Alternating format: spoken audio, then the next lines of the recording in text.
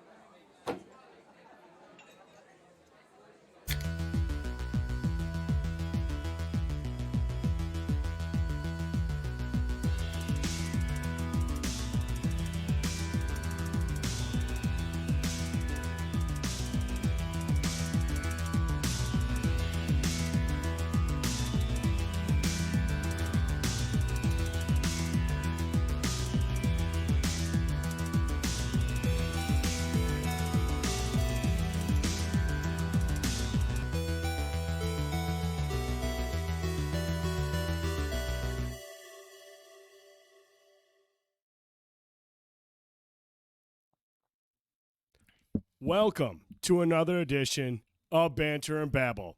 I'm the Dude79, and joining me always, my esteemed colleague, Mr. Fanboytone. Mr. Fanboytone. Yes. Congratulations. You have whatever I have. What? Sinus congestion, everything, sinus infection, everything, right over to you, bro. You didn't wash your hands in like a week. No, man, I drank out of your cup when you were gone. I You licked the mother. rim of this, your cans, everything, dude, your feet. You didn't see me. I was hiding. Hopefully the audio sounds good to you guys. As always, you know, it wouldn't be a B&B show if our audio wasn't just acting a fool. We get this whole new audio interface. And Laptop. What's that? Laptop. Everything's supposed to be ship-shape. And, of course, we're getting staticky audio after a while. It happened on Friday night for our stream, and it happened just moments before going live. I switched out a cable. We'll see if that works. But if it does go staticky and you can't make out what we're saying, let us know, and we'll try to adjust on the fly. But it's just been kind of an annoyance as we try to figure out what the fuck that's all about. I'm sick. That's awesome. I don't know if it's con crud. I want to blame the con crud, but I'm going to blame my kids because they had it multiple days before con, and I'm pretty sure I'm still feeling it. But, dude, I haven't been this sick for this long in a while, dude. There is a sinus infection thing going around. Dude, it's fucking terrible, dude. I've had this since last week, since like last Monday. And it's just like, I thought this past weekend I was kind of on the mend. I was getting better. And then, of course, Monday, Tuesday, I'm like, oh, cool. My voice is going to shit again. I'm all congested again. It's like, dude, I'm at that point now where if on Sunday, I want to either wake up 100% better or fucking dead. Dibs That's where I want to be. I don't want to be in the middle anymore. Yeah. This is bullshit. I'll take that. All mine. You don't get any of this stuff. Bullshit. All my kids I'll get everything. fight your kids for it. Well, I mean, yeah, you could do that. Anderson will fuck you up though. He might fuck me. He's the wild card. Ethan will be like, "Oh, I'm sorry, Tone, sorry, Tone." He'll be like, "Yeah." Anderson will be like, "I'm gonna kill you." Yeah, he's gonna go to the kitchen and grab like a couple knives and say, "Let's do this." He's seen Home Alone a lot, dude. You would make both your knees crack really loud like they did earlier. Oh, I don't know what you're talking about. I'm telling you guys right now, I heard this guy's fucking leg crack, and of course he's in agonizing pain, and I'm over here trying not to throw up because I've never heard like twisted metal in a knee before, and that's what it sounded like. It was just like all sorts of shit cracking. I was just like, my God, that sounds horrible. You're an old man, dude. It's cool not having an ACL in one leg. That doesn't sound. I mean, it's a war story, but it was literally because I was massively drunk in 2008. I thought you were going to say masturbating. That. And we had a birthday party for me, and it was when I was in a band for a couple years there, and we had played our set, and then a local band Were here. you a Nickelback cover band?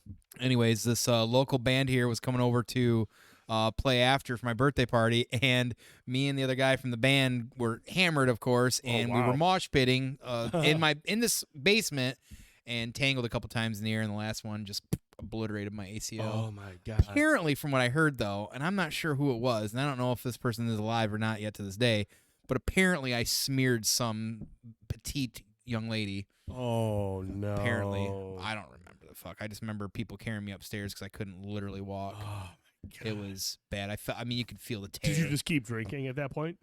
Yeah. Like on the way to the hospital? I didn't go to the hospital. Just Pussy. put some tussin on it. Yeah, I just literally just poured some Robitussin on my knee. Some tussin on it. Yeah, no, but I went and got all the MRI thing done, and the guy was like, "You have no ACL, and you have part of your meniscus left." I'm like, "Cool. So now what?" Wow. Well, do you play basketball? No, you don't need it. Okay. Deuces. Here we go. So because of that, on the left knee, I overcompensated on the right knee, and well, No, that sounded terrible, dude. Like Yeah. it really sounded awful. didn't feel good. I'll tell you that. So Tone, here we Yes, are. We're yes. back. We're back. We were off last week to recover from Comic-Con. The Midland Mall Comic-Con has come and gone. Yes. Wow. It is like, as a wrestling fan, it's like build up to WrestleMania for us. I think at this point now, like every year, Super Bowl. all year we're talking about, every year we're talking about it. We're building up to it, and then we hit that crescendo. And man, what a year! What an experience! Yep. I mean, we still learned something new. I got a list of things that over the next few weeks we're going to talk about and add some things and do some things. But man, what just an experience to be involved in generally. Like I know we've talked about it numerous times, but just to say that you're part of something like that's a big fucking deal. It is. And it's pretty cool. And like, it's small, but guess what? The numbers are showing it's getting bigger and bigger and bigger. We had Z93 sharing Midland Mall shit now. Man. Which means we'll probably be replaced by Z93 next year. Right. Let's keep our fingers crossed. Maybe we can somehow nudge him and say, "Hey, you want to be involved for sponsorship next week or next year?" Fucking sweet, man. I mean, I'm just saying, like, if we could somehow get local radio station to give us some advertisement or give us a discount on that. Yes. I talked to Paul. We're gonna look into maybe doing a fundraiser at some point, once or twice throughout the year prior, because he doesn't charge admission. We made some money this year, but for us to get bigger and better, to get media guests or to get other different things going on, that's how we got to generate that. That's what we got to do. We got to do something to generate money. Right now, it's just mostly him and anybody else that is able to do what they can. So, but we had some great sponsors this year, great partners. And honestly, we got to meet some great people.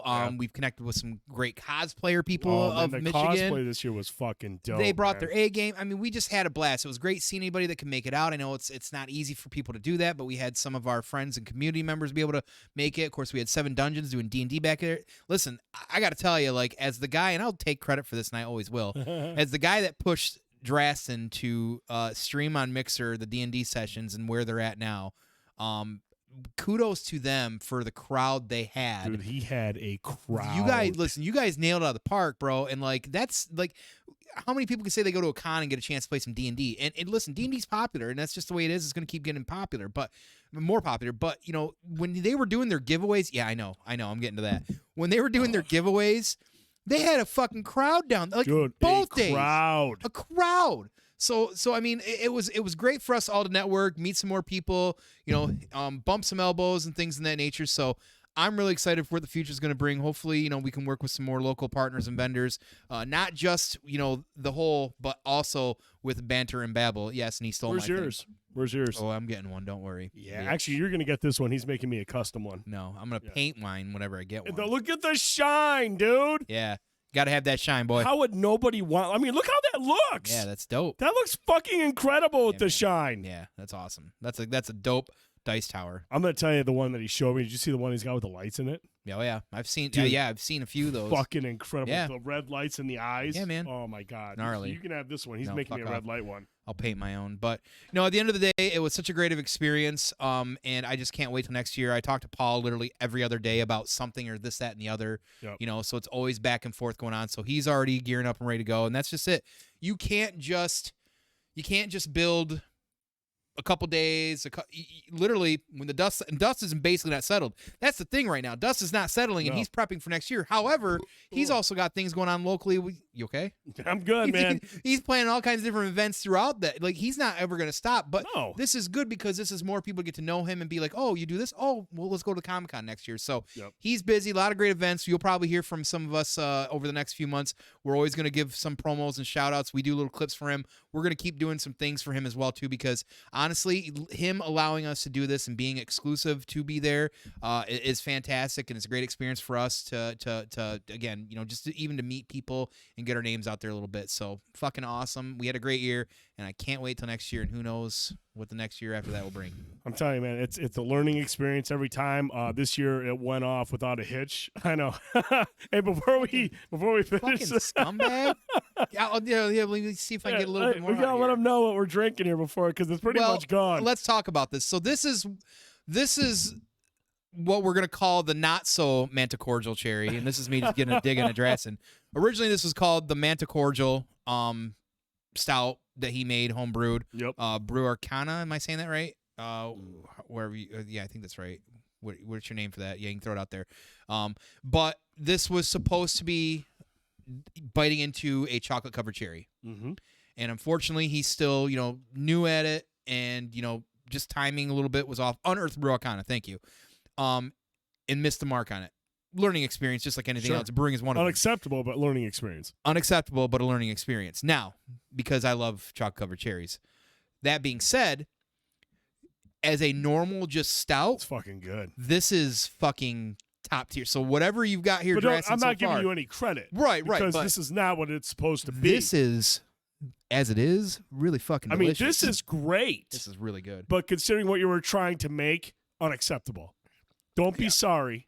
Be better. That light roastiness that's in that, the base is perfect. Write that down. Whatever you got to do. That's give me a cordial cherry soon. So, so thank you. He gave us some brews tonight. Unfortunately, I couldn't pick up the stuff we normally drink, which is the OCP. They were out, so I just grabbed some Celsius and some random things. It is what it is. It has a full pound of chocolate chips in it. I mean, I believe it. I mean, it's chocolatey and roasty. Maybe do a pound of cherries next time. Or at the right time. Anyways, so that being said, it's really good. It's really good. It really is good. So thank you. But I'm not going to give him credit. No, not at all. It's very disappointing to be a cherry flavored drink. But it's really good. It's really good. Hey, what's the percentage on it? He doesn't even know that shit. He doesn't even know. Like, he can't even count. I'm probably going to pass out like right here. Yeah, it's probably like an Imperial, like a 17% or something crazy. Oh, 6%? 6%? Okay. Okay. And I was going to give Toad another bottle next week. You're not getting shit now. I still have a small bottle at my house, but I'm not going to tell anybody about that now. Well, you can send me the big bottle. He can have the small bottles. I like the big bottles. I like the ones with the big old nipples on them. Jesus. What? We're not talking about baby bottles? Anywho. Oh. My bad. Let's see. So we've been drinking. We've been coughing and hacking and snot rocketing everywhere. Yeah. What else? What else we got going on? Not much. Not much. Any gaming? I'm all over the place. Almost done Metroid Prime. Of course, we're going to talk about shortly here some PSVR 2. Yes. Random RPGs. Jump back into Halo a little bit, and the itch has been itching hard. I've been playing that almost every day this week. Still got some issues with it, still broken, but hey, it's Halo, and that's the only first-person shooting game that I'm good at, so I don't mind it. I don't mind it. The only first-person shooter game you play. That I'm good at as well. Debatable. You can't even Halo. I saw those scores last week. They were probably at the top of the charts, You man. can't even Halo. I was at the top of the charts carrying the squad. Yeah, if you flip the screen upside down. Hey, man, inverted or not, it's totally fine. Awkward. Anywho, Yes, let's see. I've been playing a lot of Octopath Traveler 2. I'm almost like 33 hours into it now. It's crazy And, you're way into that. Like really, really good game. I got to pick it up. Really, really good game. Yeah, Tone doesn't play any games, dude. Listen, if anybody Not wants with anybody. I'll play a game. I'm looking for anybody that would like to buy me Octopath Traveler 2 hard disk for the Switch. I will play it. There you go. Oh, what? That's nice. I There mean, you go. that's If you're nice and you shameless want plug. There you go. Just I'll take no it. shame. I'll play it, and it's no shame. Unbelievable. That's Let's see. Quick thing I want to touch on really quick. I went and saw Scream 6. Yes, you did. Really enjoyed it. It's still it hits me the same way the Fast and Furious movies hit other people. The movies just continue to be relevant going forward. They continue to be effective horror movies. This one is a very much, I think it's a little bit darker toned. There's some really elaborate, awesome setups for like the stalking scenes, or the scenes where like Ghostface is doing his thing. There's a couple of them that are actually really good. A lot of suspense. So I'm actually a really big fan of this one. The only thing I think I was kind of let down by, it's just the ending, the big reveal of who it is. And so when you find that out, I think it's going to vary from person to person. I'm not comparing it to Scream and Fast and Furious. I'm just saying I'm comparing it to how these movies continue to like gain momentum as they come out, no matter how many of them there are. I don't like the Fast and Furious movies, but it don't fucking matter because everyone else apparently does, and they make a bunch of money. So it's just it's a good movie. It's a good effective horror movie. Some good not really scary. There's a couple jump moments, but for the most part, it's just built tension, just constantly growing. Everyone's good in it. Jenna Ortega, Barrera, her first name is Casey, Michelle Barrera, I think it is. They're really good as the sisters again. They're really good. Courtney Cox is good. She's in it. So it's a good flick, man. If you're a fan of the Scream movies and you've really enjoyed them so far, I think this is more of the same, but a little bit darker tone, which I like. And they're it's not overly gory, but there are some pretty nasty kills. Anytime you involve knives and faces and eyes, that's where I'm just kind of like, ooh, okay, that's pretty graphic. But I liked it. I think it was cool. If you guys and girls, anyone checks it out, let us know what you think about it in the comments, or hit us up on socials or in the Discord. Let us know what you thought of Scream 6. So hang on a sec. I got to see it yet, so who knows when. Yeah, get your shit together, dude. Hopefully this weekend or Get soon. your Within shit the week. together. We're going to do a quick giveaway. We're going to do a giveaway tonight. Before we get to the first topic, we're going to do a giveaway, and the winner will get a T-shirt and a mug. B&B T-shirt and mug. Sweet. So let me get this thing going on here. Tell a story. Well, I don't know if I want to tell a story, but I did get the information for Crash because I do want to mention Crash was good enough to one of the days during the Middle Mall Comic-Con to be our booth babe and help us out, and then actually sat with you during the cosplay contest and talked and gave you some insight on some of the characters because he knew. So he was also dressed like Prince that day, so a lot of you that were able to watch caught some photos of him as well too. So that was pretty awesome to check that out. But no, we thank you again for that for Crash. Next year, maybe we can have you back doing that as well too. Hopefully we can get a couple of people maybe for each day to kind of just be out there talking what we're doing, because honestly, when you're trying to go live and you got people coming up to you thinking you're the cosplay booth is a little difficult. So we need to make sure we have some folks in there to be able to talk about what we're doing, because it is curious. Like when you see people sitting there talking and you're not talking anything, like it is curious for sure, and people want to know what's going on over here. Well, it's we're live, so one of the things on the list is probably we're on live or and on air. We are not a fucking information desk. No, we are not an information desk, but we do understand that people need information, I guess. But either way, again, thank you for that, Crash. We got a shirt coming to you here soon too. I got your information, so we'll figure that out. But the giveaway is now live. You have 60 minutes, ! Enter to enter into the contest, and then the winner will be announced in 60 minutes. So close to 10:30. Either primer announce a winner. So ! Enter, get yourself entered in to win a T-shirt and B&B mug. We appreciate your support. We want to continue to give back to the community Thank you guys so much. You guys need cuddles next year. Yeah. From the Yeah, he needs to dress up like Ray Trailer, Big Boss Man from wrestling, like in the SWAT outfit with like the nightstick. Man, we would get complaints. No but way. But it'd be effective. It's effective. And sometimes you got to learn the hard way, right? Yeah, well, you know. That's how it works around here. So that contest will be running here for the next 60 minutes. Let's move on to the first topic, Tone. Sounds good. Let's get to it. PlayStation VR2 is out. We've had a considerable amount of time playing with it. The headset, not ourselves. Speak for yourself. Speak for yourself. Tone, first of all, what games have you really put some time into that you've really enjoyed? Honestly, I put probably most of my time into Horizon. Yes. And I actually I bought it on that headset as well too. Just so I do realize I think my scores from MetaQuest could actually be universally over, but I did pick up Pistol Whip as well, which is one of the best VR games. Period. You're basically John Wick on rails, and I have no. That's a win right there. I mean, it's incredible. So, but mostly Call of is it called? No, Call of the Mountain. Call of the Mountain. That's what it is. So, I can't ever get the name right. I keep wanting to say Call of the Wild. Listen, I grew up, and this is a little random story about me. Like, I grew up in the country, grew up around, hunting and things of that nature. I was absolutely bored with it. I was a gamer at heart. Half my time I was outside playing in the woods. Other half of it I was playing video games. But to sit there still for hours on end at 5 a.m. in the morning to try and hunt was not fun for me. It was boring as fuck. My hot chocolate was usually gone by 6 a.m. and I was fucked. That said, I, however, loved shooting weapons like guns and bows, and I was on a bow league growing up. Like, most people do, like in the cities, they probably go on a bowling league. Right. I was on a bow and arrow league. That's what I did. I shot wow. 3D Mackenzie targets. That's what I did. Usually first and second place. I was awesome at it. Go figure. So the fact that this was, I can bring the plaque over if you'd like sometime. No, I'm good. Then bro. shut your mouth. Anyways, I don't want to see the plaque that you made. So I'm gonna smack you.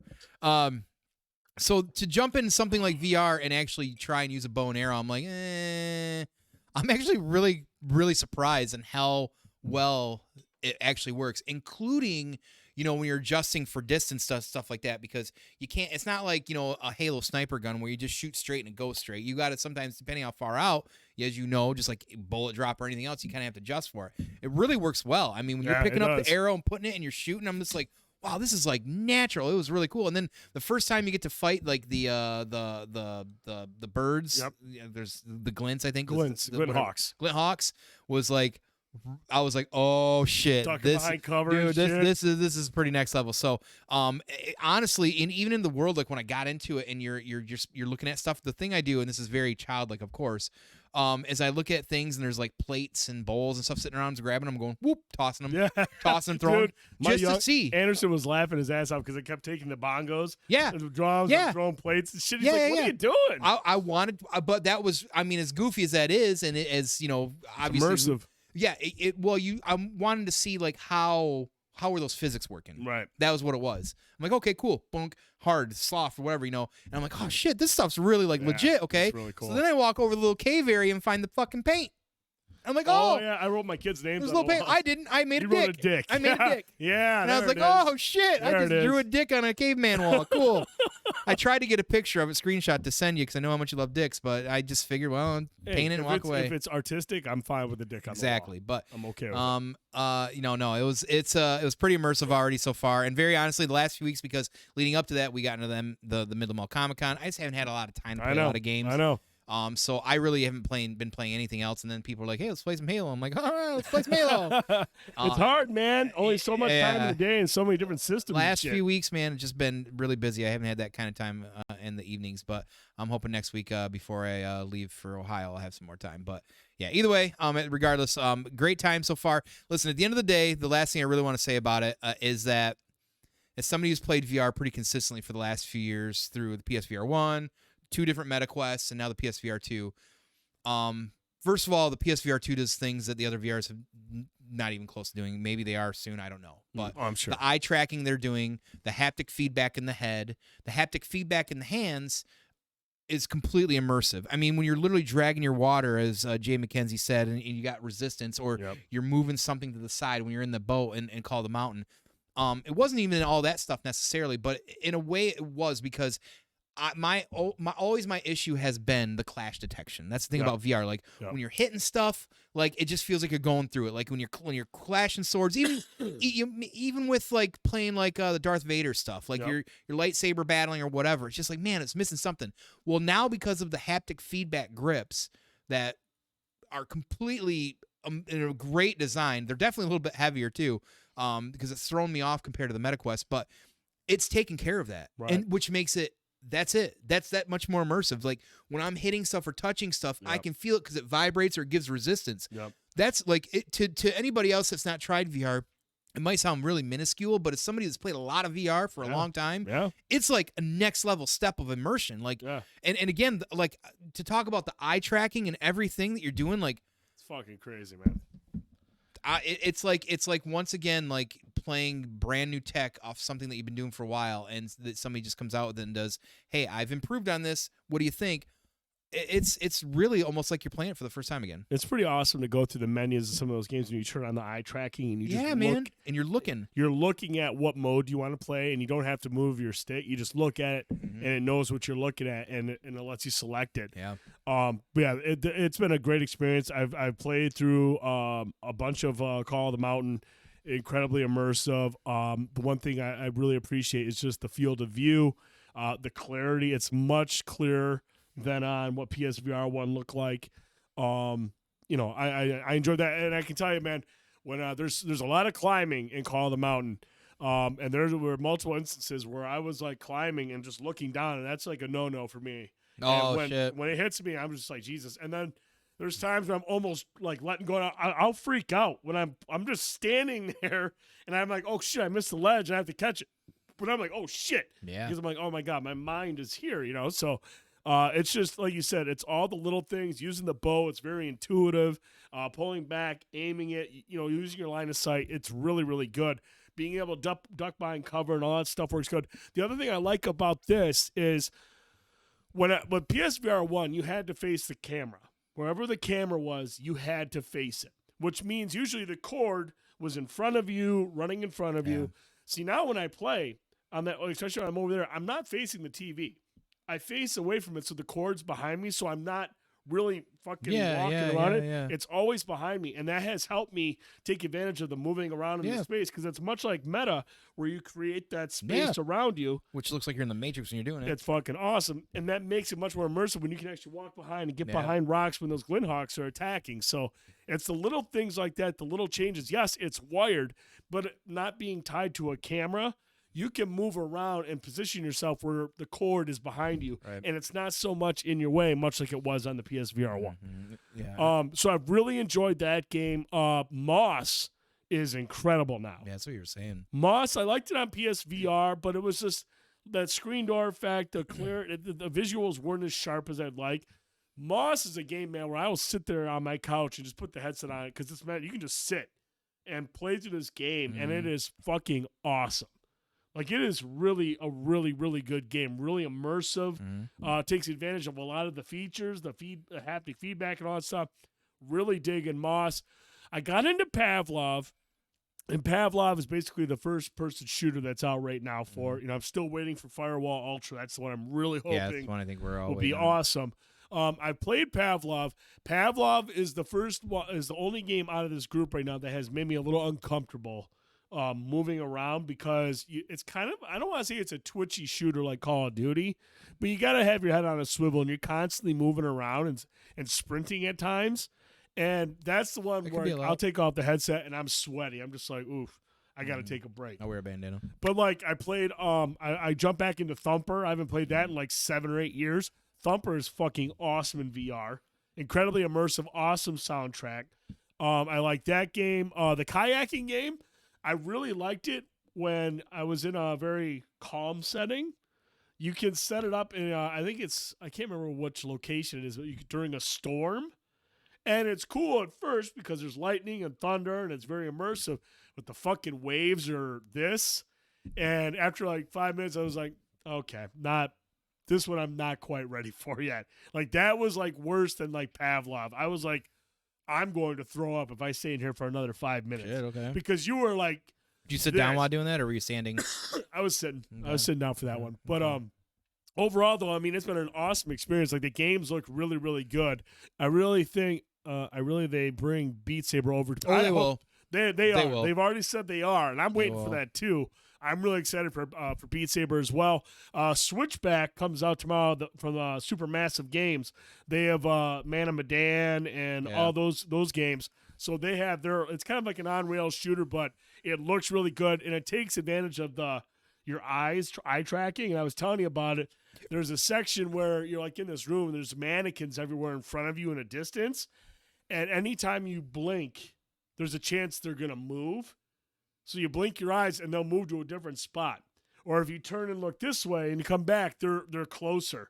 I can already imagine right now I'm going to be standing there, and I'm going to blink my eyes, and it's going to be one right in my face. I'm going to fall backwards over a fucking table, dude. I'm going to pee myself. And like horror is the one genre I feel I'm most excited about always when it comes to VR. Resident Evil 8. Resident Evil 8's out there now. I've heard that's an incredible experience in VR. I haven't done it yet. My plan to. But I have not. I haven't done it yet. I don't know if I'll stream it, Cuddles, but I might record the gameplay. It's a little bit easier to do stuff when I can record it. But I might do that to get some of that Switchback, man, because I can still record myself falling over the coffee table and breaking my legs. So.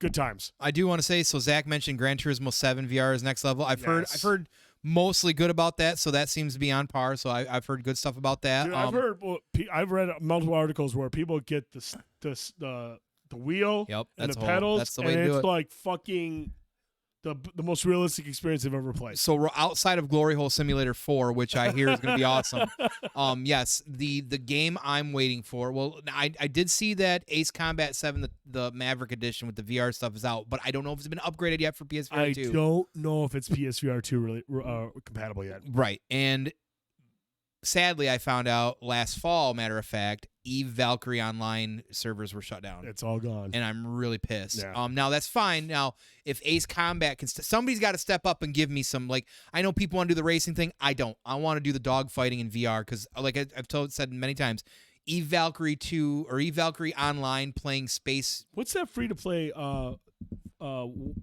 game where you're flying? War Thunder? War Thunder? I think that's getting a PSVR 2 mode. Oh, fuck. Yeah, I'm pretty sure that's getting one. That would be gnarly too. Glock Guy, they did not give us a specific date yet. They just acknowledged that they are porting it to PSVR 2. We're just waiting on them to announce a specific window. And I'm going to guess, like, without knowing this for sure, that's probably the most popular VR game out there. It's pretty hype. Hands down. I'm excited to get it so I can shit all over your scores. You can't touch my scores, but I don't. I think unfortunately the MetaQuest won't. I don't know. Like I said, I don't know if they're. It's not like a cross. Well, that's why I think with with Pistol Whip, it's like a global thing. So I don't know. You might be able to. Pavlov is global too. Pavlov so I don't know how that would work. So I don't know if my global scores would translate over. Or whatever, but I hope so because nobody can touch my scores on Beat Saber, and people try, but you can't. So that's perfectly fine. But definitely, you should watch your mouth. Tone is shit at Beat Saber, Brittany. I can confirm this. The challenge has been out for a while. If somebody wants to try and take down some of my hard BTS scores, feel free, but you can't. There's actually some scores out there. I'm still in the top ranked 3,000 and 5,000s in the world right now on Beat Saber right now. No shit. You look at me like I'm crazy as fuck, but I'm talking like even the BTS ones specifically. You're in the top 3,000? Yeah, global scores of these shit. Yeah, dead serious. 3,000? I might take Come talk to me when you're at like 300, bro. I might take this microphone and hit you upside the head of it. Crash? No, actually, now that you're asking, I feel like shit. I'm not giving you my old VR. People need to stop. I feel like shit. But I'm doing a show because I wanted to talk about stuff, and he wants to get sick so he can take a couple days off. So. Yeah, can I drink the rest of that? Let me get a drink of that real quick. I'll give you what I got. Fuck away from me. But over... Top 300. Shut up. I can't even count down. Grow up. But overall, no, man, it's been an awesome experience. I'm excited for that Switchback tomorrow. I want to check out the Creed game that comes out at the end of the month. The Creed boxing game looks pretty fucking dope. So they got a lot of games coming out to PSVR 2. The more I want to play, the more stuff that comes out, the more I want to try it out because, like I said, I'm playing stuff like Moss and hopefully Switchback will be good. I also want to check out the After the Fall game. I mentioned that to you the other day. It's like a Left 4 Dead in like a sci-fi setting. It's a lot of people have been talking about the PSVR 2 update of it, and it's supposed to be really good. That'd be cool. You go and run missions and collect loot and shit and upgrade your stuff. That sounds gnarly. Yeah. I think No Man's Sky in VR I want to play it too. I did do No Man's Sky as well. It's really good. Okay, I've been hearing that, and then I hope maybe Raw Data might sometime put out more content or get an update for PSVR 2. That's another great. What's Raw Data? Raw Data is basically like iRobot, but with like guns and katanas. It's pretty gnarly. That so sounds fucking gnarly. Yeah, so I definitely want to see that come over to the PSVR 2 as. Oh man, I fucking love Vizzies, dude. I mean, I'm telling this is one of my top 3 favorite flavors right now. The mimosa strawberry is good, but the lemonade set is the best set out of all of them. But that raspberry lemonade, man, you get oh the my god, raspberry lemonade, dude! I buy them nonstop at Meyer for that. Fucking Deuce. Stupid. Yeah, stupid. It It's is so good. So. But we want to get you guys to go thoughts. If you are into VR, if you picked up PSVR 2, let us know in the comments what games you're playing, what games you're looking forward to, what your experience has been like. We want to hear from you. Up next, Tom, we're staying with video games. Yes. But no, it's another PC review. PC reviewings. I've got some comments about this one because, and you know, I don't think Draston's going to like me because I actually picked up this game and I asked for a refund 20 minutes later. I mean, isn't this basically Arc Valheim 2.0 Minecraft 7.4? Maybe there's something I missed. Let's check out his review. Maybe there's something he missed. Let's check out Draston's PC review of Sons of the Forest.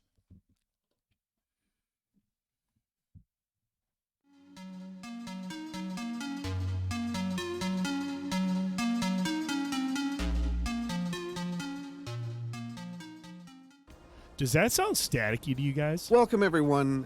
This is another review of Sons of the Forest. Or does that from sound good to you Games, guys? The continuation of the popular game The Forest on PC. It sounds good, really. In Sons of the Forest, we take the story from the first game, where you were kind of crash landing on a desert island or on an island where there was a lot of strange activities that were going on. And as you go there to survive, the escalation of the creatures that live there on the island gets worse and worse and worse. And we now take that even further in Sons of the Forest,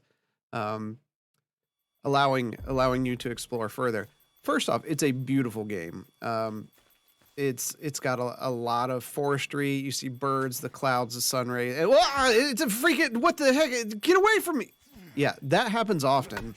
These are the residents of the island, and they're not pleasant. And when they do meet your unfortunate end, they tie you up to a post that you must then release yourself from and go get your things. So you quickly do that, and you can kind of hear the music. They actually found a radio somewhere, and they're listening to music. If you watch them, they're kind of, some of them are dancing, some are listening. The AI is so good in this game. From dodging out of the way of things to climbing trees to hide. You'll see them hiding in various locations. One of the ones that you'll run into, they call them the muddies. They'll hide in pile of leaves, and as you're walking by, they'll just jump out at you and start slapping you with their hands. You don't start out with the weapons here. As you explore the island, you're going to pick up rocks, you're going to chop down trees, you're going to find sticks, your typical survival game things. You've got to manage your food, your water, and even your tiredness. You have to rest on occasion. But thankfully, there's berries that are around, and there's several there's deer, and there's squirrels and rabbits that hide in the bushes. And then we have Kelvin. And Kelvin's always nearby. You can actually see a cannibal in the background here, in the very back, running around, running up the tree. Kelvin's always close. He's your helper. He's one of 2 helpers that you get. The electric chainsaw is just fantastic. That's a muddy right there. You'll see some of those coming up here. You get 2 helpers. You get Kelvin and Victoria. And Victoria will be coming up here a little bit later. But it's a pretty intense game. It definitely keeps you on your toes at all times. You can see here getting swarmed by the muddies. They crawl on all 4s, as you see, and it's creepy. And I have one that kind of sneaks up on us here in a bit. But having the gun helps. Else you have to use melee equipment, and they'll swarm you and drop little items. There's a lot of crafting in the game. You can build your own house. Here we're taking some sticks and building a fire so that we can roast some food to stay healthy. And sometimes when you build a fire, you get unintentional guests, whether that be Kelvin or it could be, oh my God, it's another money guy. Get the axe. Hold on, folks. We just got to take care of this real quick. All right, let's make sure. You got to make sure they're dead because there are times they do get back up, and there's actually these little creepy baby things. Hey, Kelvin.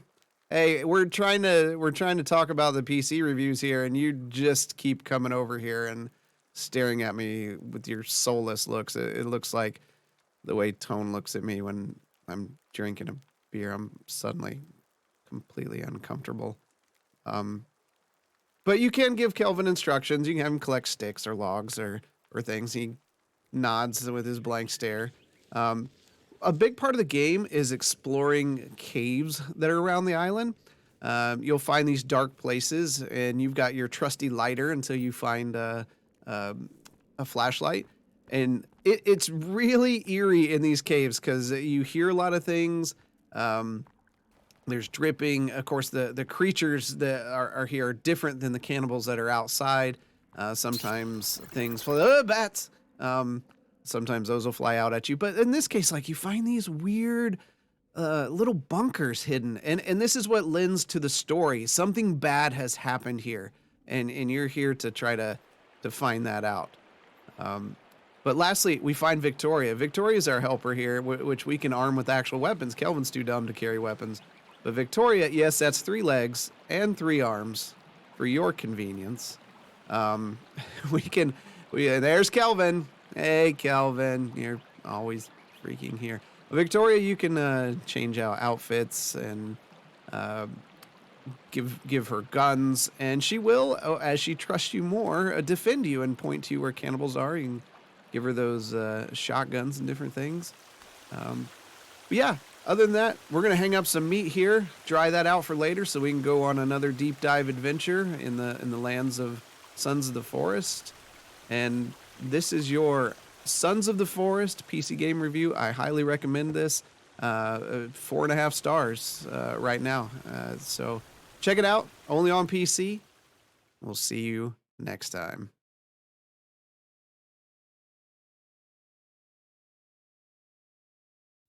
Thank you so much, Drastin, for that very in-depth review of Sons of the Forest. I did pick that up, and maybe I just need to play it more. But I hopped into it, and I was just like, dude, it wasn't running particularly well, and I don't know if there's some stuff I had to adjust in it. But it was also just kind of like, kind of okay. But I mean, look, I trust Drastin's reviews more than I trust his. And if he says this game is good, then maybe I need to go back and revisit this. It is currently only on PC. It's on Steam. I'm sure it'll make its way to consoles because I believe this is a sequel to The Forest, which is on all consoles and PC. So hopefully it'll make its way there. I don't know if it's crossplay or not. I don't even know if Forest had like crossplay multiplayer at the time when it came out, but no, Drastin, thank you so much, man. I appreciate. Oh, no crossplay. Okay, appreciate the review nonetheless, man. That was really, really good, informative, and I'm glad that you're enjoying it. And maybe that's something I need to look into at another point if more people get into it. Toad's like, nah, man, we're good. You're not getting it? I mean, Ark, Valheim, Minecraft, No Man's Sky 2.0. Sons of Forest. You know, I'm not going to lie, dude. I actually watched a video today of someone playing Valheim and Xbox, and I was like, this game's going to run like shit. I was wondering about that. It was running really good. It looked like it was running really smooth. I was like, oh, really? He doesn't like games that aren't him. That doesn't make any sense. I mostly play JRPGs, brah. And RPGs. Valid point. It's a valid point. Valheim is really off. It is. Like, I was really impressed. I was watching it. I was like, wow. So you're saying good on Xbox? It's running really good on Xbox. I was Maybe like, I'll I was have to check expecting that out it to again. be shit, dude. Because, like, normally, whenever I see some of these PC-specific games make their transition over to either Xbox or PlayStation, they're always horribly unoptimized. They don't run particularly well. But watching the video, the guy had it at 60 frames, and it looked like it was running smooth. I was like, okay. Interesting. I probably won't play it, but that troll made me mad. The troll. Oh, dude, actually, when I got there, a troll was busting into his camp. Weird. Yeah. Weird. No, it's a game I'm curious about. I'll probably download it on Xbox. I forgot that dropped today on Xbox Game Pass. Cool. So Maybe we'll start a Sweet. B&B community on there, dude. Sure. Sweet. Gosh, you're right. He hates everything that's not Halo. It's unbelievable, dude. Shut the fuck up. It's unbelievable. Hey, I gave Ark the college try years ago. Well, Ark is shit, dude. Isn't Ark still in beta? Who gives a fuck? Exactly. Ark sucks, dude. Exactly. Like, look, man, I want to play. I want to enjoy these survival games. Ark fucking sucks. Hey, the Ark bit, to be fair, Drastin, has literally still tainted friendships to this day. So you learn. I learned the hard way through a game where you have to micromanage everything and count on everybody to not only take from the pot but add to the pot. When you add two groups of friends together, if you don't know some of these people very well, it don't work. And it creates animosity. Animosity. So we're good on games like that for a long time. I do like games where it's, there's some management like that. Like I had a good time with Valheim at first until, the troll destroyed my house. So I think the thing at the end of the day is just like Minecraft. I like build modes. I just like to build shit. I get off on that. So it is. You don't what like it when is. things come in and just destroy years of work. No. Did Nope. you stream that when that troll? I want to see it if you did. No, I wasn't. I don't think I was still streaming at that Did point. you get misty eyed? Were you just like, oh? No, I was pissed, and I never played the fucking game again. I can imagine your little character just standing there watching this troll just demolish your shit. This was after I bought first of all, it almost killed my computer, and I had to buy an Air thing because it's a little bit older because the 1 gig Valheim decided to I don't know, destroy my shit or something, or make it way too hot, and it would kept cutting out. So. I'm good on it. I listen. I get why people like them, but everybody that plays these games plays them for a couple weeks, and the next one comes out, they play that one. Yeah, there's no I'm good on it. consistency. Let's just No, stick these with same games are always going to be similar in some way. That they're the resource management. You start from nothing. You punch a tree, you get some wood, you create a stick, you get blah blah blah. Cool if you got that, but every other 3 weeks is a new one, so I'm good on it. There's a lot of those games, man. There's a lot of them. Sorry. All right, Tone, we've got a couple of movie reviews before we get to the final big topic because I feel like this is going to be a good conversation. Hey, don't forget, ! Enter. Yes. Get into the giveaway. Get into the giveaway. You can get yourself a B&B t-shirt that's fucking dope Yeah. and a B&B mug that goes great with coffee and liquor. Have my face on your breasts. Yes. Do that. Yeah, that. Chest, breast, whatever you want to say. Chest. I think that's a more Whatever. I think that's a more acceptable term. Teats? No, chest. I think is best to put it there. Chest is best. Chesticles. That works too. I almost wanted to see. I put in a suggestion to stream elements. So can you guys do a thong with our faces on it and the shield, like a Speedo? Hey, Freezy. Can you do If I need something done, yeah, let's get. man. Can I put a shield with our faces? It'd be kind of cool. Our faces would be down by the nuts. Hey, can I just real quick before we get into the next topic? I just want to say no. This is just a Freezy appreciation. Oh, Freezy appreciation. I had a mode? 45-minute conversation with him last week that probably could have been 5 or 10 minutes, and it was the most lovely conversation in the world. I absolutely love talking to this guy. Such a great guy, such an ideas guy and a thinker. Just absolutely wonderful human. If you guys get a chance ever in your life to come to Saginaw, one of the first things you should be like, can I finally meet Freezy? We'll figure that out for you. That's it. That's all I got to Tell say. you, man, whenever we are able to get a B&B get together, like in the summer, He's got to be there. he's gonna be there. And he's got to make some of the food. He is gonna make the food. Like Freezy, you didn't know this yet. Yeah, but when we by do the way- B&B thing, you're gonna be cooking. Cuddles. You're gonna be doing ribs. You're gonna Yep. be doing all your jazz. Yep. And we're gonna drink. Yep. And you're catering. Cuddles will make so- some breakfast. We'll be good. Oh, Cuddles will do breakfast. Sausage, biscuits, and Freezy gravy. does dinner. There you go. Ah. Hey, man. I seriously do want to do one of those. Like, all jokes Yeah. aside, I really want to do a B&B get together. I think we should sit down. I think we'll have to target next year at this point. Yeah, I I don't have a think we can week pull off this- in I can't June, pull it this week. and I I have a can't pull it week this off year. in August. I know the August one is like a family trip, but there is some time in June. But maybe next. I think- he's still waiting on TTB. Yeah, well, so is the rest of the people that are disappeared now. To be fair, the last TDB thing was planned for the summer of 2020, which was technically still COVID, and Yeah, travel was the man. whole thing. COVID derailed that shit. But also COVID derailed TTB, but that's a whole other topic. Anyways, Yeah, I blame COVID for that. yeah, we like going through stream teams. It's fine. It was 2019. No. Yeah, it was because we started doing the show in 2000. 2018. 2019 was when, yeah, you're right. But no, No, I'm 2000, not right. Cuddles is right. Say it. Say it so we can hear it. Say it so we can hear it. B&B was 20. Yeah, we were in 2020. No, 2019 is when some of the members we had the first. Right, but we had the between small 2019 is when the B&B or the TTB thing was planned. for 2020. No, it was 2019. Because we did 2019 was. Oh my God, you're wrong. That was your 40th birthday, 2019. You remembered. Yeah, and we had people in town for that. Remember, for the TTB for the first minute. I do remember so that. So we planned that following year, that 2020. He was right. So he was right. Yeah. 2020 was the plan. It was canceled. See, yeah, shut the fuck up. You're still wrong. Cuddles is right. Fucking birthday, bitch. Cuddles, dude. Cuddles 2024. There you go. It's a real thing. It's happening. It's coming. Fuck twice.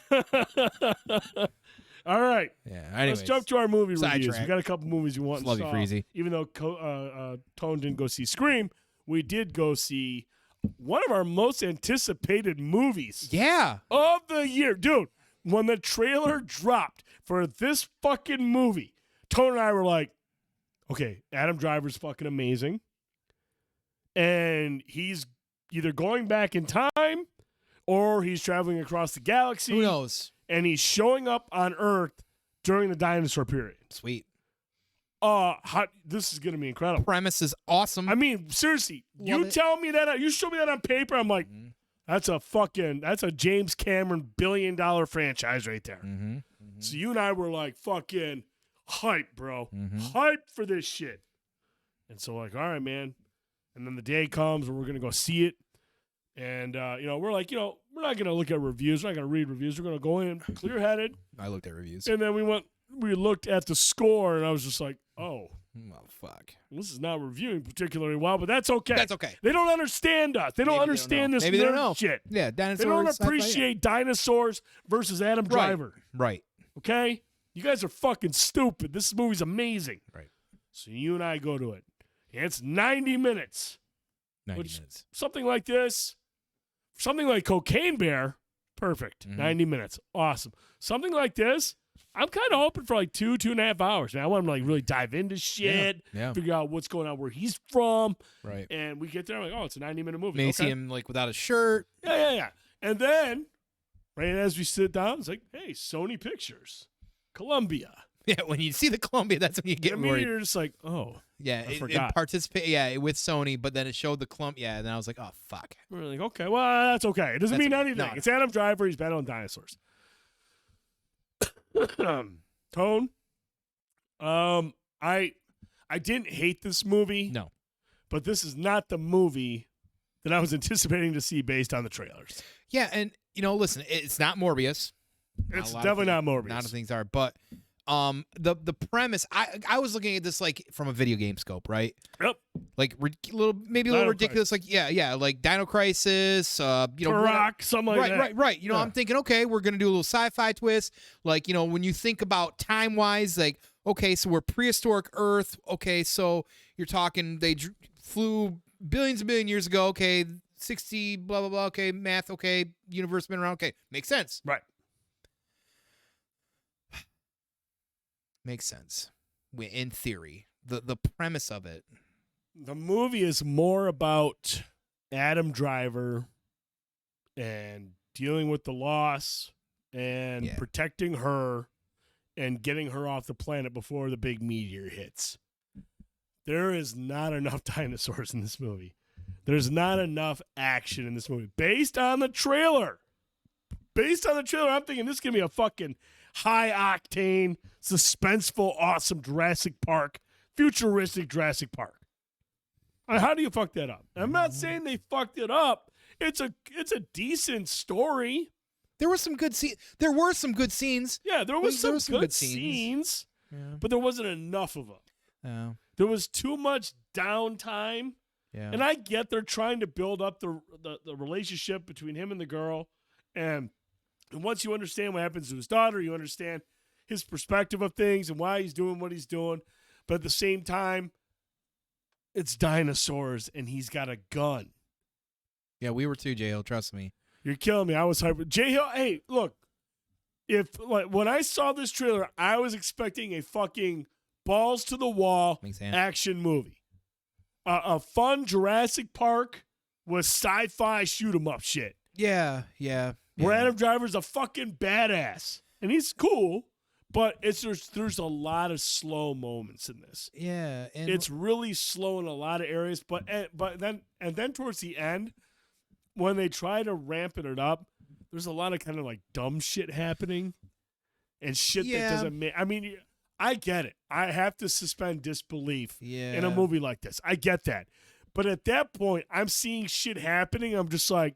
It was a little extra, like trying to escape and do things like the series of events that kept happening so they could finally whatever was just like, are you like that, it was a little unnecessary, and especially compared to everything that came 75 minutes prior to it. And there were certainly some times in the movie where they were a little weird. The dino designs were. It was all at night. If you notice that most of the shit is at night where CGI is a little bit cheaper to do. Yeah, and like, there was some decent tension because of that. And like the dino designs I don't have a problem with because you got to remember that, and I told this to you coming out as well, too. He did mention this because I said to him, I was like, dude, some of the dinosaurs, like the T-Rex, I knew what that was. But then there was a couple other ones I was like, what the fuck is that? But we're still going off of like old ideologies of what we knew about dinosaurs, and over time we've learned a lot more because realistically what we think at this point now from paleontologists and archaeologists' work is that most dinosaurs may have actually been feathered because they're direct descendants of birds, which we've known for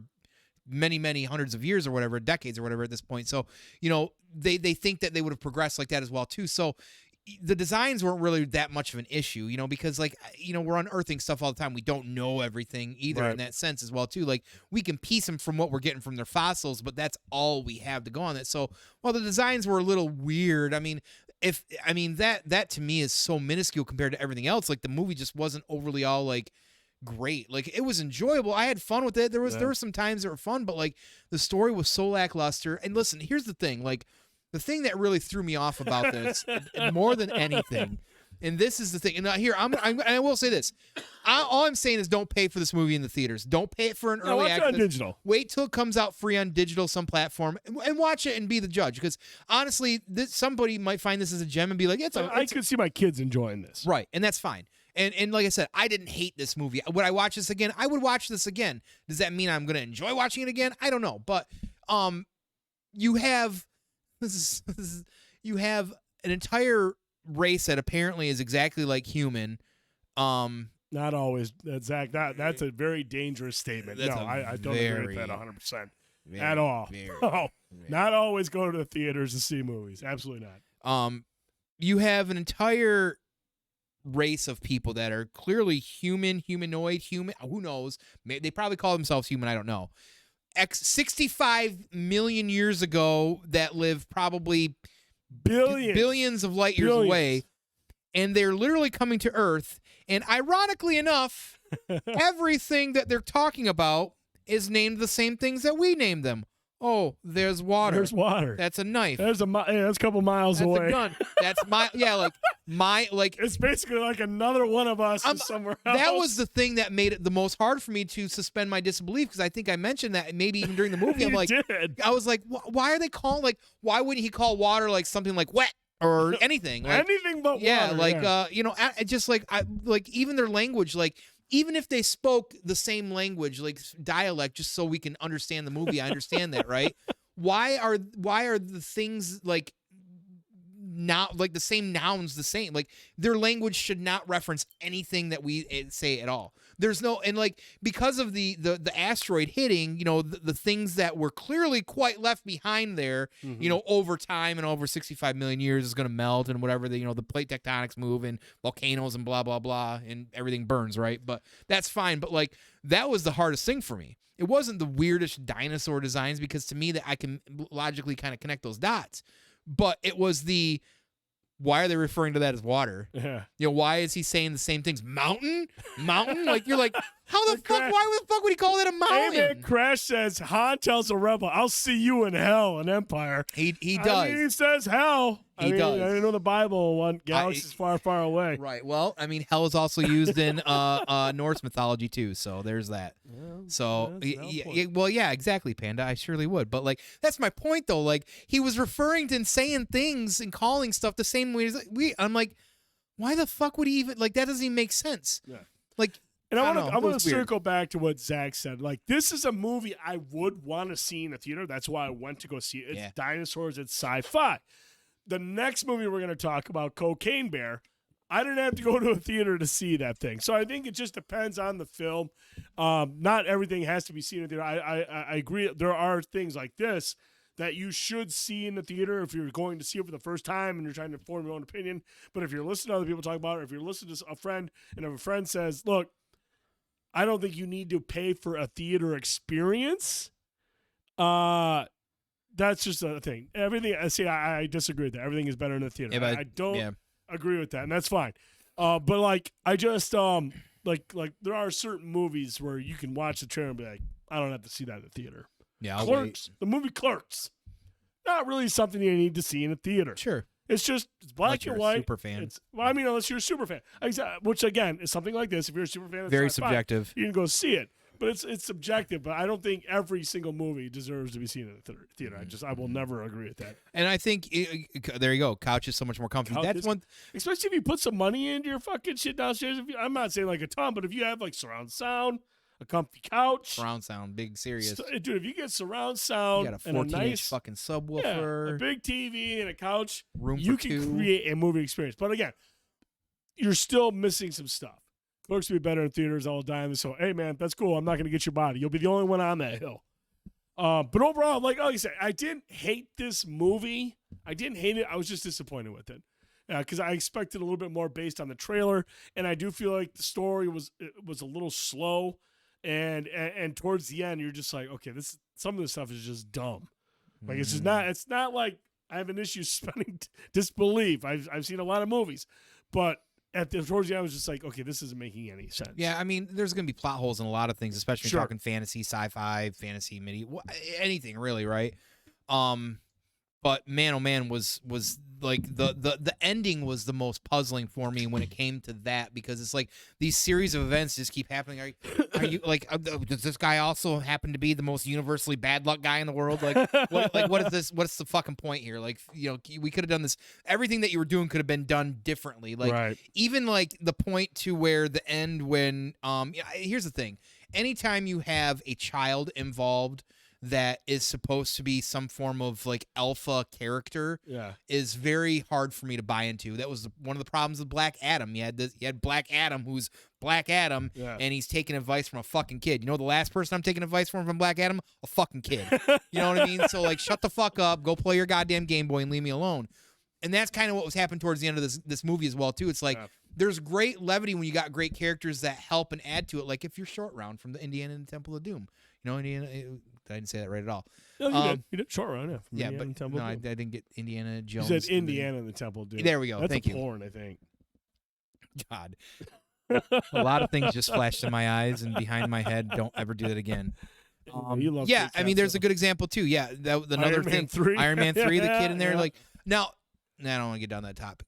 But it certainly overall is not something that I'm just going to believe like a 9 or 10 or 11-year-old is going to be like, oh look, I'm going to fucking stab shit and fucking. It was weird. Yeah. So, anyways, at the end of the day, before we talk in circles anymore, Netflix on the toilet always beats theaters. Now, I'm not going to agree with that because some of Netflix movies have been fucking terrible, and I would much rather see some movies in theaters. So yes, it's definitely subjective. But I dig it, man. Like I said, it wasn't a terrible movie. It's just one of those things where it's a forgettable movie. There's nothing about it that you're gonna be like, man, I can't wait for them to make 66. I'm not waiting for the sequel.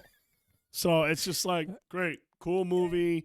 That's okay. It's whatever. Hey, Adam Driver was as good as he could be. Driver's awesome, man. Driver's a great actor, and he makes the best of what he's doing. But like even then, like because he's dealing with the fucking kid who's basically mute to him.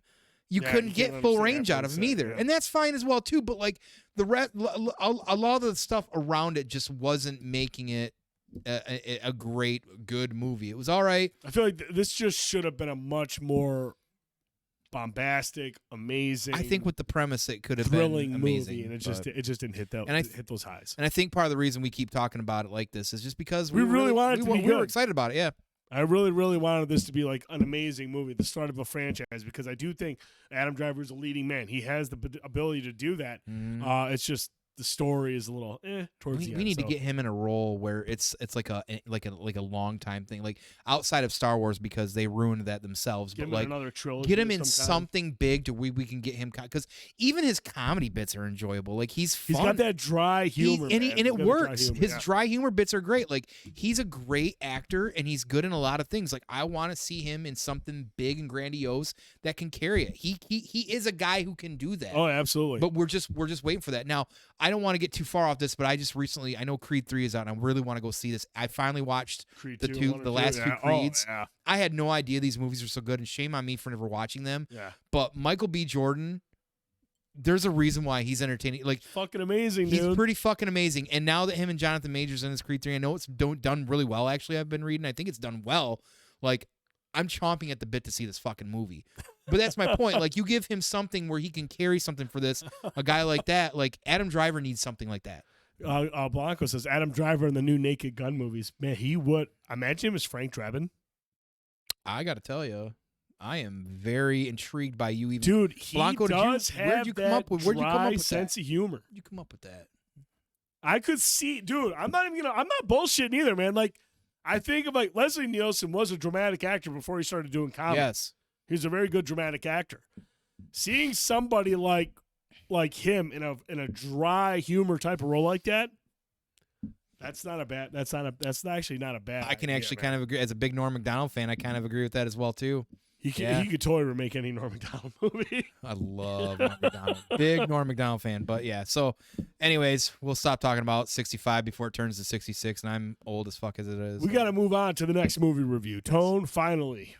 It's out on digital now. CocaineBear. Another movie. You and I were like, fuck. Let's go. Ray Liotta. I mean, in a Coke movie, he was in Blow. He was Johnny Depp's dad in Blow. Oh, yeah. But, so I'm thinking, okay, they're taking this real-life story about a guy who was smuggling drugs into the country, threw all the shit out. He is dead. R.I.P. He threw all the Coke out the plane, and a bear found the Coke, ate it all, and OD'd right there. Not Coca-Cola. Not Coca-Cola, cocaine. And a bear found all the Coke that was on the ground, and he ate it, and he died. He OD'd. But what they did in this movie is they said, no, he didn't die. Yeah. He turned We have into a another story to fucking tell. Psychopath. And, look, I went into this expecting it to be a dumb movie. I was expecting something along a line from the guys of, who's it? Lizard. Super Trooper. Lizard Look Towing. No, Super Troopers. Beer those Fat. guys. Yeah. Those guys. Lizard, yeah, whatever yeah. the fucking shit. What is their name? Lizard Look Towing. It's not Lizard. Oh. You fucking weirdo. Does anyone know something Lizard? Broken Lizard. Thank you, J Hell. I was expecting something like that, just something really stupid, Sure. with a fun cast and an '80s vibe. I'm Yeah, like, Blanco. all right, cool, man. Let's get down with this. And Tone, I'm gonna go with you first on this one, man. Same thing. Like I just expected more comedy than anything, like ridiculousness. Sure. And I think that we kind of align close on this. I think I do differ a little bit. Is that I actually was dialed into the movie pretty much the entire time. Mhm. I was entertained the entire time mostly. I do feel like there's a lot of missed opportunities in some of the jokes, dialogue, this, that, and the other. I was mostly intrigued and entertained by the actual things that the bear was doing were pretty ridiculous, and it would set up these events that was almost like a domino effect. The whole entire ambulance scene, that entire series of events, that 10 or 15 minutes, because it had the one guy, if you're familiar, if anybody's been watching like the reels or the TikToks of the guy with the mustache, he's a stand-up comedian. He does the retail things from like IKEA. He's like, the meatballs aren't that great, Linda. If you're familiar with him, he those talks are really funny. He gets a lot of hits on him. He was in it, so I'm like, okay, we're gonna get some good comedy chops out of him. You got a lot of talent. You got the Ferguson guy from Modern Family. Yeah, you got the guy that played Han Solo in the Solo movie. Yep. You know? Right. That's Yeah, where he's Adrian, from. or I can't even think of The it. son, Ray Liotta's son. But like at the end of the day, again, I was entertained by it. I actually enjoyed the movie. But it did kind of fall short on some of the extra things that I guess I wanted from it. Like it was trying to lean into some of the ridiculousness, and you would get some of those. But it just almost like wasn't enough. Like it couldn't decide where its line was. Like, was it trying to be serious? Was it trying to be funny? Right. Like, I feel like it was really trying to balance them, and there was times where the balance I felt worked, but there was a lot of missed opportunities because it really wasn't leaning into one way more than the other. Sure. I definitely feel like Ray Liotta, like, he had presence when he was on screen. He was used way too little. Because if you got Ray Liotta attached to the fucking thing, I don't care. Use him. I don't care what you're paying him. Fucking use him, for fuck's sake. You know what I mean? I did tell you I felt like all the cast, from like small actor to big actor, whoever it was, because some of the actors have been like in small parts and other things as well too. I can't remember where the old lady's from because I recalled it last night, but I just recently saw her in something. I think she was in Megan. Wasn't she the neighbor? She may have been that, but she was also in something else. No, she was not the neighbor. She was in something else though too, but I can't remember what it was, and I mentioned it the other night when I watched it. But I felt like they were actually like really like, regardless of where it was laying with dialogue or anything else, like the cast, fun. The cast was like dialed into it too. Like, I felt like they were doing the best they can. There was some weird like random characters that are just like, I don't even know what the point. Like, they're supposed to be like the cannon fodder, and there were some scenes involving the cannon fodder that I was just like, oh shit, like that happened. So there were some fun scenes like that. Like I said, at the end of the day, I was entertained. I enjoyed it. But I'm not going to sit here and try to tell everybody that, you know, it's this great movie. Like, don't pay for it in early access. I would say again with this movie, don't pay the money for it. It'll be free in 3 months on some fucking platform. Wait for it, watch it. It's Universal. It's Paramount or something maybe, or not Paramount. Where did Megan go? Peacock? Oh yeah, maybe. I can't remember. Wherever Megan landed is where this one's going. Like I said, I still had fun with it. Like, I think I enjoyed it. I think more than you. But at the end of the day, like, you know, you bring up some points of it, and I think a few other folks do too that I've read as well too. I mean, I can't disagree with it. But for me, like, for what it was worth, like, I enjoyed it. Sneaky and Pete, I was dialed in. Oh, Carrie Russell was in. Yeah, Sneaky Pete. That's what it was. And Carrie that's Russell, what it was. Carrie Russell. Yeah. Now, Carrie Russell, I want to talk about just for a brief moment. Now, she was a Mouseketeer in the '90s, and I want everybody to know she was my favorite Mouseketeer prior to Brittany and Christina being Mouseketeers. I was a huge fan of Carrie Russell, and she had, I can't remember her first actual movie outside of being a Mouseketeer, and I was so hype about it. And to this day, she still captivates me just a little bit. So she's a great actress at the end of the day too, though. So again, cast surprisingly had some great members in it. I definitely a lot of funny people involved. I definitely feel like everybody should watch it at some point. I just don't think you should pay the money to do it. I'm glad I didn't spend the money in the theater. Yeah, it's like if you're there for the bear, JT. you won't be disappointed. I mean, the bear is coked out, and there are some gory kills. It's not it's practical effects, and it's fucking nasty. Like, there are some shit where you're just like, oh, I mean, limbs. There's parts of people laying which I everywhere. appreciate. I dig it. It's a bear on cocaine. Yeah, I love that part of it. When the bear's on screen, I'm like, okay, here we go. Let's see people get pieced out. The bears get addicted to coke. That's funny shit. But everything in between has to be funny too. It has to be funny, especially with the people involved. And a lot of the writing, a lot of the dialogue is just, you're just like, okay, I'm just ready for the next kill. And that's where I feel like it's a missed opportunity. I'm just waiting for these people to get killed, and I'm kind of like sitting there twiddling my thumbs, like, all right, come on, let's get through this. Cool, yep, Ray Liotta's a scumbag. He plays a great scumbag. Ray Liotta plays a great scumbag. He's not given a lot to work with, but what he is given, like, he's like, you're a piece of shit. Yeah. And I dig Ray Liotta for embracing that. But, like, everybody else is, as Toad says, they're as cannon fodder, but for fuck's sake, be a little bit more self-aware. They are self-aware, but it's just not funny. Like, it wasn't funny. Like, when you're making a movie about a bear doing coke, there can't be any downtime. There can't be any like, all right, let's move it along. Let's get to it. It was like the bear showed up, cool shit happened, and then it was like bad SNL skit after bad SNL skit after bad SNL skit. And I don't mean the good bad, the bad bad, where like nobody's laughing. It was just like, come on, let's go, let's get to it. So I feel like it's something you'll watch with your friends if you're drinking one night, or we get high as fuck and you want to watch something goofy and it'll help time go by. Whatever, it's 90 minutes. I just feel like, man, this could have been fucking hilarious. It's a hilarious premise. It's a cool way to twist a real life story about a bear that ate a bunch of coke and OD'd. But instead, dude, did you realize that was Torbjorn at the beginning? Absolutely. I was, dude, when I seen Torbjorn, I was like, man, what a cast. Tormund. What was I saying? Torbjorn? Torbjorn, yeah. Tormund, yeah, I saw him as soon as I saw him. Like, oh, Tormund. I'm like, Tormund, where's the big woman? Like, where's the big woman? Yeah, where's the big lady at? Yeah. But no, like, it was good, man. Like, it could have been better. It could have been a lot better. But it was okay. It's just something where I think if anyone watches this, they'll be like, cool. If you're just there for the bears, if you're just there for the bear kills, you'll probably be like, oh, different bears. Never mind. That's cool. That's fine. But I mean, as a comedy, it needed much more in between the kills. Yeah, and we keep going back to the cast, and I keep remembering the cast as I'm saying it out loud. But like, you had little Ice Cube in there. Yep. Shay. Yep. He's been in some he's been great in some of the stuff he's been into. What was the big one he was in recently? It's a sci-fi flick. He was a Mandalorian or Boba Fett. The episode when they're underground before who's old girl that the Inquisitor? Was he?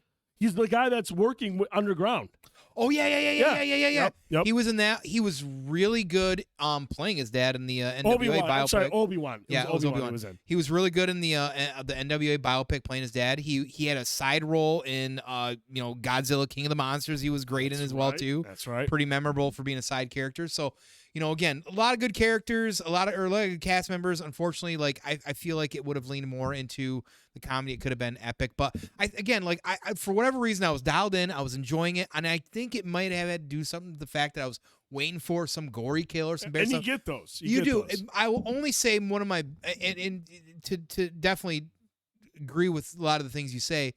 The CG on the bear sometimes was very bad at times. It was. Yeah, I mean the bear was 100% CG. There's no bear in this movie at all. But it was tough at sometimes. Yeah, it was tough. It was tough at sometimes because there was a couple scenes I'm like, ooh, god damn, like I could draw better than that. So, yeah. But I mean, there's some funny scenes with the bear. I mean, when you see the Cubs doing coke, you're just like, dude, Jesus Christ, man. Yeah, I mean, that shit is funny, but it's just everything. Mm-hmm. There's just too much downtime between those funny moments with the bear.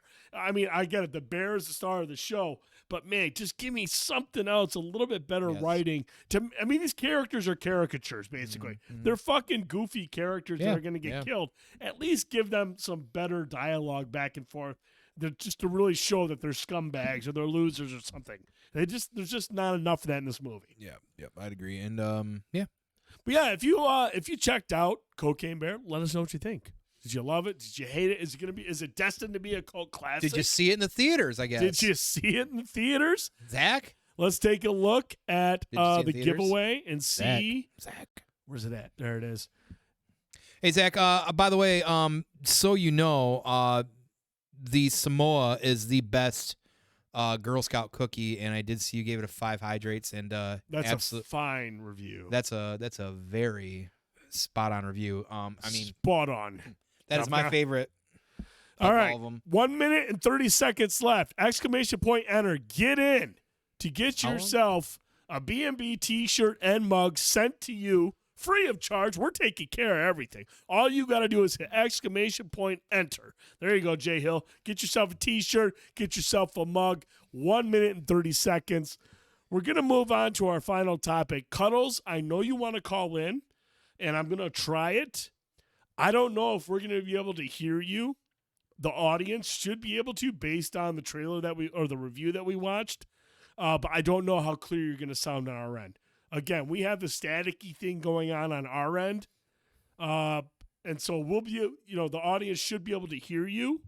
I just don't know how clear you're going to be to us. Clear. But I want to get your thoughts on this. So we're going to hop over and get ready for the final topic. We're going to talk about The Last of Us. The first season has come to a close. The final episode aired this past weekend, and the conversations are going, dude. A lot of people out there talking about it. There's multiple different subtopics going up. Was there enough infected? Was there enough action? Was there enough story? Did Joel do the right thing? There's a lot to talk about. Crash, we'll kind of keep it spoiler free. We're not going to get too deep into it. Just going to talk about the quality of it, or lack of quality, whatever you want to talk about. We're going to talk about a review. And when we won't even dive into the great decision either. Yeah, well, it's just Brittany won. There you go. Brittany got a winner. Won. Make sure to hit exclamation point claim. Can't even say the goddamn word. You're making me say it, and I can't even fucking say shit. Hit exclamation point. Yeah. And there you go. Congratulations. You want a B&B t-shirt and a mug. We will get with you after the show and get you your swag. Sweet. Thank you, Brittany, for tuning in. We appreciate your support. You're a sweetheart. All right. So, Tone. Yes. The final episode. The season has come to a close. We do know that per Craig Mazin and Neil Druckmann, there will be a season 2 and a season 3. It sounds like they're saying that the second game, there's no way they can get it all in one season. I agree with that fully. Because the second game is a massive game. Great idea. Massive game. Yes. Because you're getting a lot of different perspectives. There's a lot of time jumps. There's a lot of shit going on in The Last of Us Part 2. So it's not going to be one season. But, Tone, let's turn it back. Let's talk about the first season in terms of what we saw compared to what we experienced with the game. Initial thoughts and reactions to this season. I feel like a lot of us do. And I think outside of even if you haven't played the game, that's fine as well. But this is the new benchmark standard how to adapt video game media into other media and do it well. And doing it well. It certainly has been a theme we've been saying over the last couple of years here. Absolutely. Is that we are restricted trying to tell game series into 2.5-hour movies. Yep. Assassin's Creed should have been a series, TV series. Anything else, anything you can think of in video games probably would have been better fleshed out or made more sense if it was fleshed out properly, episodically. And I think a series like this, which is renowned even prior to going into this as one of the best stories out there in video game, as far as drawing you in emotionally, making you care about the characters, all while being in some form of post-apocalyptic kind of scenario. Now, I've seen some bits out there from certain people, from other people that are saying, well, it's just another zombie flick. Okay, there are similarities, sure. Yeah, I get it, for sure. But what makes this different is that this is much more grounded, I feel like, as far as how people are surviving, how they're moving forward. And really, even the choices, especially once we start getting towards the end of the series and things that happen. It's a series of events that kind of lead up to these sort of things. So, I don't always and I know I did the bit earlier with the arc and the stuff like that. That's just really just a dig on Draston more than anything else. But, trying to say Sons of the Forest, yeah, there's similarities in the fact that it's resource management. You start from nothing, you got to build through up. Yes, it's post-apocalyptic. There's zombie-esque, there's some changes they made to those to try to adapt for the show. And that's fine because it worked. Because at the end of the day, what we got was a show that still built upon how good the characters were in the video games, their stories, what drives them. Sure. And guess what? At the end of the day, the numbers show it. I mean, being fans of the games, people, casual audiences, episode over episode, we're continuing to build and build and build. I saw even one thing today that said the finale was bigger than House of Dragons. And House of Dragons turned everybody around, too, because they didn't expect it was going to be so popular after the Game of Thrones original series way to end. And it kept just doing better and better and better. So clearly people got invested. And listen, when you got guys that were involved, and we've talked about this, too, so some of this will sound familiar, but, if you've not seen the Chernobyl miniseries on HBO, you've literally missed out on one of the best things on television, period, over the last couple decades. It's amazing. And the director that's involved in that, he was the big hand in this. And he praises Druckmann quite a lot as well, too, because Druckmann's able to, in a video game, tell these massive, crazy stories and dialogue and character in a video game, while in between these crazy dialogue cutscenes, you're running around, cover fire, third-person shooting, fire, and stabbing and killing things, right? So he praises him for that because of all the things that he's done with them as well, too. And, the things they changed in this series were not overly like huge things that changed. I think what was the biggest change was the Frank storyline. I think his storyline was different. You know, it was Frank, right? Yeah. Or no, I'm sorry, Bill. No, Bill. Excuse me, Bill. And Frank. Bill and Frank. And there were some other little things they expanded on as well too. Yep. We expanded on Marlene's story. Yep. A little bit. We expanded on there. David's story had a little bit more creepiness added to it. Right, and we actually got some pretty big expansion on Ellie's background, how she is, which was never really said, but like I guess was a fan theory. I don't know if you knew that. What's that? How she is able to be, how being infected doesn't affect her. That was a fan theory. That whole thing was originally a fan theory too. Yeah, and that was like, and they added that in, so you got to learn that. So, I like, there were some episodes clearly that better than others. The cold open, the cold opens in the first 2 episodes were fucking solid. The one with the doctor and the lady, in whatever country it was. All more context and things like that because they're trying to build a bigger, better world. And like, listen, I always say there's gonna be liberties. You're gonna have to adapt things. Things are gonna change stuff well too. But as long as you're keeping intact the integrity and the heart and the soul of what you're adapting, and still like appeasing to the hardcore fans or to the fans, but also bring in casual audiences because you do got to adapt for TV. It is different. Yep. It's a different audience. It's a slippery slope, but it can be done, and we've seen it before with other things as well too, whether books to movie or whatever. This is a pretty big deal because video game things, media getting translated, have classically never done well. Matter of fact, they've turned out to be jokes. Right. I mean, movies, you usually got Yui Bowl into them. He's doing them. You know what I mean? Right. You do Assassin's Creed in 2.5 hours. Assassin's Creed is like one of the most convoluted stories out there. Might as well be Kingdom Hearts. Right. And they did a 2-hour movie of it, and you're supposed to, like, what am I supposed to get from that? Right. Or you have a TV series based off a 20-year-old sci-fi show, and you have your main character not be the same at all, and he doesn't wear a helmet the entire time. So there's Halo for you. That splits the entire fan base. But then you finally get something like this that's taken seriously. Got somebody like HBO involved that's doing it and all the stuff. So, at the end of the day, though, this show was awesome. The games are awesome. Clearly the people you've got involved in the casting are awesome. Mm-hmm. And I'm very fortunate and thankful that we can. I hope at this point say the bar's been set, because at this point, like, it's time to move forward. Like, there's a lot of great games out there that's not just Last of Us that do have great stories and great dialogue that you can adapt. But because of the things that have been attached to it because of the past, nobody sometimes even wants to take a chance on them. And if they do, they want to get a quick buck, and they want to try and get the casual fans. They say spend $1 or $2, and then you get into it and it sucks. And then guess what? They lose out money and they don't see it again. It's a joke.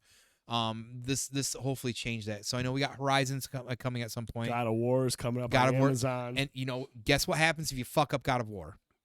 Now, people aren't gonna be too happy about it. Right. So but yeah, long story, long-winded, of course. Just because I'm very passionate about the story, very much about these characters. I loved this series. I do think, and this is the only thing I'll say about it, there is a small group out there that I do agree with on. There definitely could have been more action. Sure. I do feel like I'm actually gonna I'm gonna counter that, but I understand the perspective, right?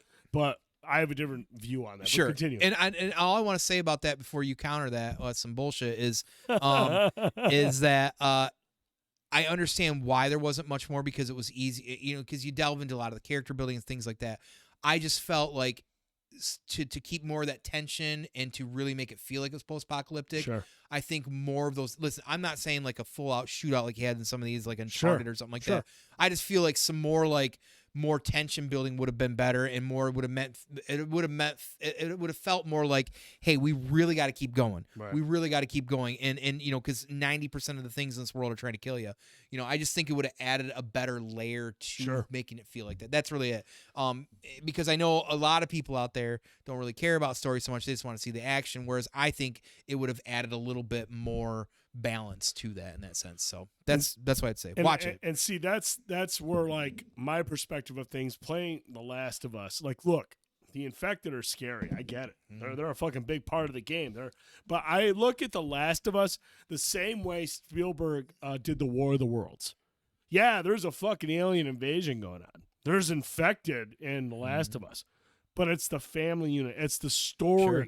That's the focus. The story, and honestly, man, the way I've always looked at it, The Last of Us, yeah, there's a lot of dangerous infective, but it's the fucking humans that are the fucking monsters in this world. Yeah, that's definitely a good, somebody like David and Catherine. Some of the Fireflies. They're the real fucking monsters. They're the true monsters, yeah. Because they're human. They're making their decisions. decisions, yeah. When you're infected, you're infected. Yeah, you can have cool infected running around. And don't get me wrong. Would it have been cool to have more infected? Sure. I mean, I wouldn't have been opposed to it. But, dude, The Last of Us, to make a game, you have to have gameplay. You have to have action. And you have to have the ability to run around as Joel or Ellie and fucking kill infected. I get it. You got to have that for the feedback. But, man, my wife, she didn't give a fuck that there wasn't much infected. It was the story. As a gamer, I love gameplay. I need it. But, man, when I'm watching a story that I know The Last of Us presents, Tricky, that's actually going to be our big question. We have a Twitch poll question to close out this conversation. Because, Tricky, I think that's a decade-old argument. It also brings us into the second game, too. It brings us into the second game as well. Or the next season. But we'll get to that poll in a moment. Try to keep spoiler-free best you can. But I'm going to go back to, do not mention the second season, you guys. Nobody talk about the second season, please. I will block your comment, and I will ban you from the channel. So don't do that. But going back to the story, like, look, I love the gameplay, okay? I love the gameplay of The Last of Us. But it's the fucking story, the moral choices that people make that makes it a compelling narrative. And when you're doing a TV show, I need narrative. I need story. There was enough infected for my liking. I saw a fucking bloater. That was awesome. I saw infected here and there. But you know what got me through this series? Is the fucking story, and that's what got me through the game. Joe and Ellie's relationship, Joe's decision at the end. Watching how he evolved. As he evolved from being this broken dude to all of a sudden being a father figure to turning into something else at the end. That's why this show is effective. And, Prime we talked to Prime the other day, and he goes, I wanted more story. I wanted more stuff. And look, I want a lot of story from this universe. Yeah. I want a lot of shit. And we got extra stuff. Bill and Frank. We got the cold opens. We got the extra, it wasn't like a full scene, but we got a little bit more information about David through his back and forth with Ellie. We know he's a fucking pedophile, a fucking scumbag, a cannibal. He's a fucking monster. Okay? So we got that stuff. But, at what point do you draw the line of creating more stuff? Because you start to push it more and more, and all of a sudden, Chief isn't wearing a helmet, and he's fucking an alien. You know what I'm saying? So you got to sit there and draw a line. I want content out of this universe. I absolutely do. But not if they're just going to fucking force feed me shit made up. The Last of Us is a game that doesn't need a whole lot of adaptation add-ons. And what they did add was great. The cold opens were fucking sweet. They expanded on stuff, if anything. And they expanded on things where they did it the right way. And if you sit, and I know, look, going into that final episode, I was worried. 43 minutes, I was like, ugh. Yeah. What are they going to do here? But they nailed it. We saw the ending. It played out just like the game. You see another side of Joel. I think this series was perfect. Yeah. I really had no issue with this series. I thought it was great. My wife thought it was great. She fucking doesn't do video games outside of Mario Kart. And she was like, my dad fucking hates all things video games. He thought the show was fucking awesome. Yeah. So, look, I get it. As a gamer, I love action. I love stealthing through a town full of infected. I think that's fucking awesome. But damn it, the story is not about the infected. The story's about Ellie and Joel, their relationship, the choices they make. Yeah. And I think that, again, for me, I just think that there would have been more opportunities to create some more tension. And I'm not, again, that's really about it. I know there's other people out there that want it because they're short attention span. They want the action. They want the whatever. Like, and I'm not opposed to it because it is scary. It is scary. yeah. I just think that some more of that actiony and tension would have just added more to it. Sure. But also at the same breath, I feel like if that's my only fucking complaint about something from a video game adaptation, right? I mean, that speaks for itself. I do want to just kind of jot out here. So Jay Hill says. I think he kind of agreed with me as well too. But I know he said that the hunting scene, could have added a clicker or something like that as well too. But I think they remember. But here you got to remember. Yeah, they're in the mountains in the snow, and they're also following the game. Cordyceps does not function in the snow. Right. So that wouldn't have made any sense because they established that early on with the cold open. With why they're global warming, it'll work here. Yep. They're in the snow. Cordyceps wouldn't really work. So even Neil Druckmann was like, that makes sense. Even though in the game I had fucking infected. Yeah. They probably wouldn't have survived. So they were trying to follow a lot of that too. So Brittany is somebody who didn't play. Oh shit, no Cuddles. I'm gonna get you on here in a second. Brittany, who is somebody who didn't play the game, she's like, she kind of shadows what you're saying. Like, didn't show a lot of affected because that made it more special and interesting to see when they did appear, which is great as well too. But at the end of the day, like, listen, it's an awesome show. It's an awesome show. So I'm very fortunate that we got something like this as well too. Because like I said, I hope the bar has now been set to actually produce non-joke video game TV series. So all right, we're gonna bring Cuddles in here, and then we have a poll for everybody that watched the show. And even if you didn't watch the show, all we're gonna ask is a very simple question. Actually, you know what? I won't lie to you guys. If you haven't watched the finale, I feel like the conversation with the poll question is a legitimate conversation. We're going to have to be a little bit spoilery. So when we get to the poll question, I understand that some of you guys have to drop out. I'm going to get Cuddles on. I can't guarantee that we're going to be able to hear him, but I'm just going to give him the green light to talk about what he thought about the show, and I'm going to try to make out the best we can at what he's saying. Hang on a sec here. Okay. Cuddles is okay. Can you guys hear Cuddles? I heard Daddy's. I heard Daddy's. Try it again, Cuddles. Give me a little something. Well, first I can say, dude, raging with that raspy voice. I am like full chub right now. Like I'm ready to go. You guys can hear him? Okay, they can hear you, Cuddles. We can barely make you out. They heard that? Sorry. It's staticky as fuck on my end. I'm sorry. I'll try to speak up a little bit. First, I want to say worst video game TV show I've seen in the last decade. Totally kidding. I haven't really played this game. I played it a little bit when I went to visit my brother a couple years ago when he lived in California. So I haven't really dove into it. I am looking forward to it when it comes out later this month.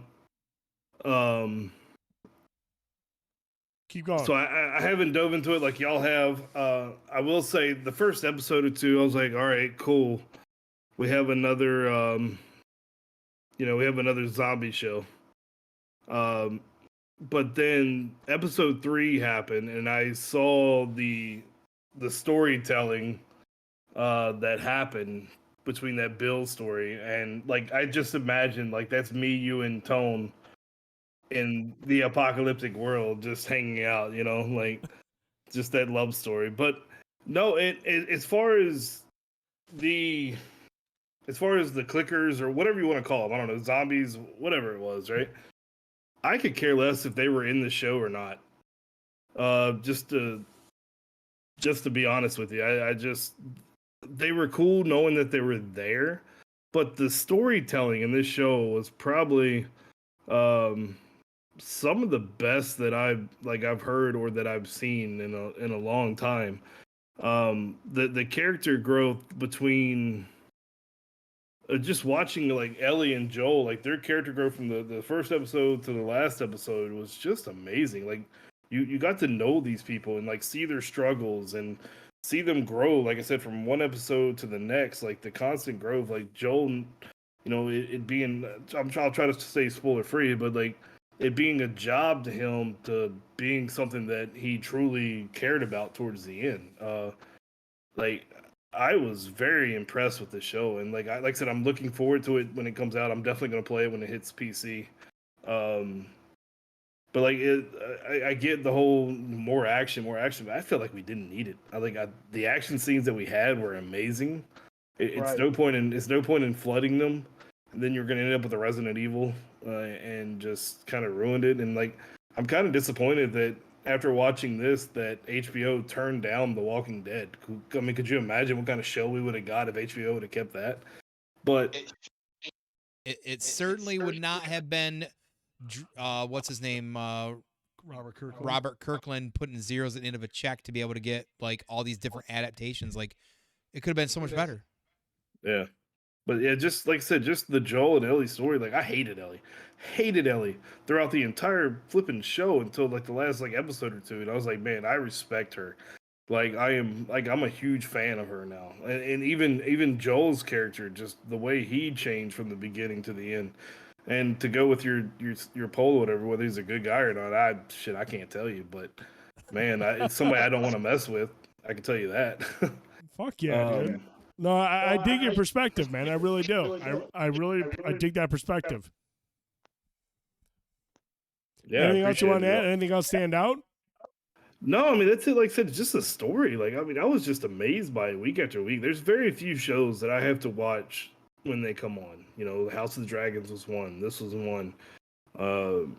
You know, Mando, I love Mando, but I can wait a day or two. It's not that big of a deal. But like this, like Sunday night, 9 o'clock, I was ready to go. Like, I was ready to watch this. I cut the PC off. I kissed the old lady goodnight. Like, here, let me do this, you know? And I'm excited for season 2. Like, I'm really excited to play the game now. Just if this was the story in the game, or close to it anyway, as y'all say. It's pretty spot on. I am excited to live this story. I'm going to be disappointed if the episode 3 is not like the game, because just two bearded men just falling in love. You're gonna be disappointed then. Yeah, I mean, 'cause that's gonna be us. Like, if zombies happen, we're gonna have to meet somewhere. I agree. Hopefully not Michigan, but you know, it's hey, it's cold. No cordyceps. Yeah, and of course, like I said, it's cold. Unless we do more hugging, just lots of flannel. Yeah. Northwood Outlet. No. But yeah, like, I didn't need the action. Like, most shows, I need action. Like, I'll tell you, oh, this show's too short. It needs more of this, more of that. I didn't see it with this one. Like, I just didn't. Like, I enjoyed every single episode. Like, I wasn't on my phone checking TikTok. I wasn't on Discord. Like, I was watching the episode because I was that intrigued into it. So, yeah. Was this series better than the Uncharted movie? Yes. Oh, yeah. Absolutely. By far. I didn't play Uncharted either. I liked the Uncharted movie. But yeah, it was. He said he liked the Uncharted movie. What's that? He said he liked the Uncharted movie.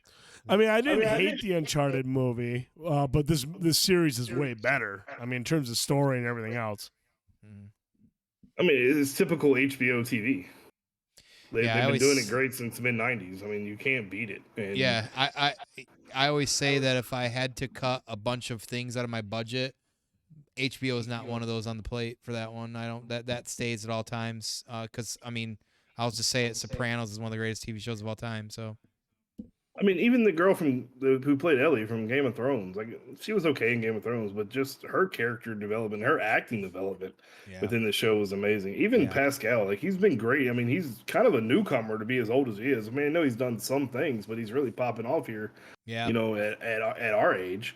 And like, I'm kind of mad that we didn't get to see him for the last 20 years. To be honest with you, I mean, I really liked Belly Ramsey's performance and her character's arc in the episode with David. I thought that was incredible. Yes.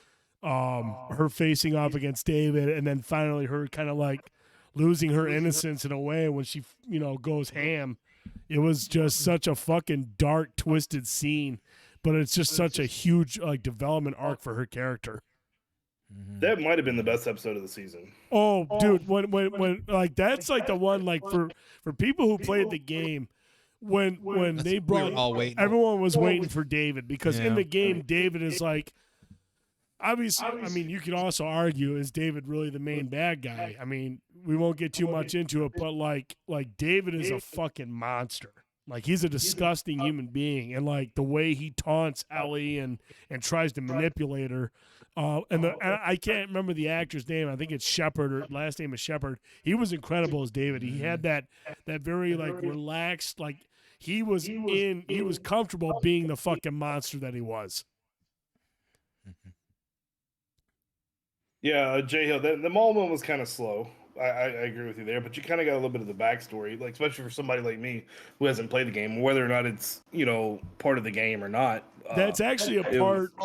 That's actually a part of the DLC. J Hill. It was called Left Behind, and it's definitely a little bit slower, but it gives you a lot of perspective into Ellie and why she's going through what she's going through and why she doesn't leave Joel in the basement. So it was really important to have that, and that DLC was fucking incredible. Yeah. It was a really good addition to the game after the fact. Yeah, my dude Frank saying I just don't sleep with anybody. Like, who the hell is you sleeping with? Ain't nobody else out there. Like, it's hard to mute it, Freezy, because it's the only way we can hear Cuddles clearly. Because I got to go in here and fuck around with the audio, because listening it through our laptop, he's super staticky, so the only way we can hear him is through his phone. So we're just kind of like improv. We're winging it right now. We're winging it for sure. But Cuddles, no, man, we appreciate your perspective. I love hearing your thoughts, and honestly, man, I can't wait to get your thoughts on the game itself when it comes out, man, because I think you're gonna dig it, dude. Yeah, I'll be streaming it, so you'll see them live if you want. What do you say? So I said I'll be streaming it, so you'll be watching my things live. So there's like I said, man, and the thing that I love about it is, Jay Hill mentioned it earlier. There were multiple characters or voice actors from the game that made appearances in this show. Tommy was Catherine's right-hand man earlier on. Obviously, Ashley Johnson was Ellie's mom. Troy Baker was David's right-hand man. Awesome. Laura Bailey. She got a little cameo. She was one of the nurses in the final scene. So, I mean, a lot of the characters, voice actors from the game got to have little cameos, or even in Troy Baker's and Ashley Johnson's case, significant roles. Yeah, awesome. All right. Well, thank you guys. We appreciate you, man. We're gonna jump over, because there is one more point of contention people want to talk about, because here we are, a decade later, and it's still a big part of the conversation. So we're gonna hop over to the final conversation here. Cuddles, appreciate you. All right, guys, I apologize again for all the just goofy shit with the Discord and the audio. That's the best we could do. But here we are. I still don't know the correct answer to this question. I go back and forth. Jay Hill, this has been a question that people have asked for a long time. 2013. It's been and honestly, man, it's all about perspective. It's all about where you're at and your point in life, where you're at. Yeah. Who's in your life, what you're doing with your life. There's a lot that goes into it. Cuddles, let me know if you're able to get the poll question up. Did Joel do the right thing? Without saying what it was. If you haven't seen before, no, we are going to say what it was. If you haven't watched the show, here's where you're going to want to leave. Or the game. If you haven't played the game or watched the show, get the fuck out of here. We appreciate you being here. We love you. We'll see you on the next episode. But this is a conversation we're going to have. If you haven't seen it, you haven't watched it, get out. Yeah, leave. This is your warning. Cuddle's going to throw together the poll question. It's a yes or no. But basically, in the final episode, when Joel and Ellie reach the Fireflies headquarters, they're both knocked out with a flash grenade. Ellie is drugged and taken to a surgery room where they're going to extract cordyceps from her brain to try to find a cure to save humanity. But when Joel awakens, Marlene is there in the room, and as they're going back and forth, Joel figures out cordyceps is based in the brain. And there he understands Ellie's not going to survive this operation. She's going to die. And Marlene instructs her crew to escort him off the premises, get him out of here, and if he tries to come back in, shoot him. She's the godmother, basically, of Ellie, and she understands the significance of the decision that she's making to save humanity. She's saying, look, Ellie's one person. We have a chance to save everybody. Do we do that? And so Joel, On his way out, manages to escape, kills his escorts, and goes through the entire hospital on a fucking rampage and kills everybody. He breaks into the surgery room, executes the doctor who's not willing to give up the patient, executes the doctor. A huge scene. And then Joel takes Ellie, and as he's leaving the hospital, he's confronted by Marlene in the garage. Marlene tries to explain to him, reason with him, and he kills Marlene. And mind you, he does this in very hostile fashion. He's not thinking about it. He is executing people. They escape. Ellie wakes up in the car. Joel proceeds to tell her, look, they basically said, there's a lot of people like you. There's a lot of people that like you that are immune. There's nothing you can, and they couldn't do anything with you. So we left. And later on, Ellie asked Joel, swear to me that everything you said is true. And Joel looks at her and says, yes. And then the scene cuts. Brilliantly, mind you. Mm-hmm. So the question is, did Joel do the right thing? Now, keep in mind, Ellie was not aware of this. She was not aware of the outcome of the surgery. So she didn't really get a say in it. They just drugged her, told her they're going to do an operation, not the fact that she was going to die. So Joel decides to take it into his own hands. She ain't dying today. Kills everybody in the hospital, kills the doctor, and takes her out, and then proceeds to lie to her and says, yes, everything that I told you is true. Which the question is then, too, Ellie, even if she didn't know, right? Right. What would she have decided? What would she have done? And I feel like Joel takes that from her. Exactly. I think she would have said, "Oh, I'll save humanity." That's what I think. Because she's been through a lot. Based on what we saw Left Behind. Yeah. The other girl was like, "Look, do whatever you can, and with what little time you have." Mm-hmm. And Ellie doesn't get to make that choice. Joel makes it for her. Correct. And in the process, but technically, potentially, the Fireflies didn't give her that choice either. If they just drugged her and put her on a table. But then why didn't they give her that choice? Because I think they assumed. I thought she knew for some reason. No, because after she gets out, she's like, everyone has it. Oh yeah. She doesn't know. It's like Joel lies to her. I don't think they wanted to give her that option because they think she's a kid. She doesn't know any better. Cuddles, are you able to excuse me, are you able to throw that poll together? If not, I will do that right now.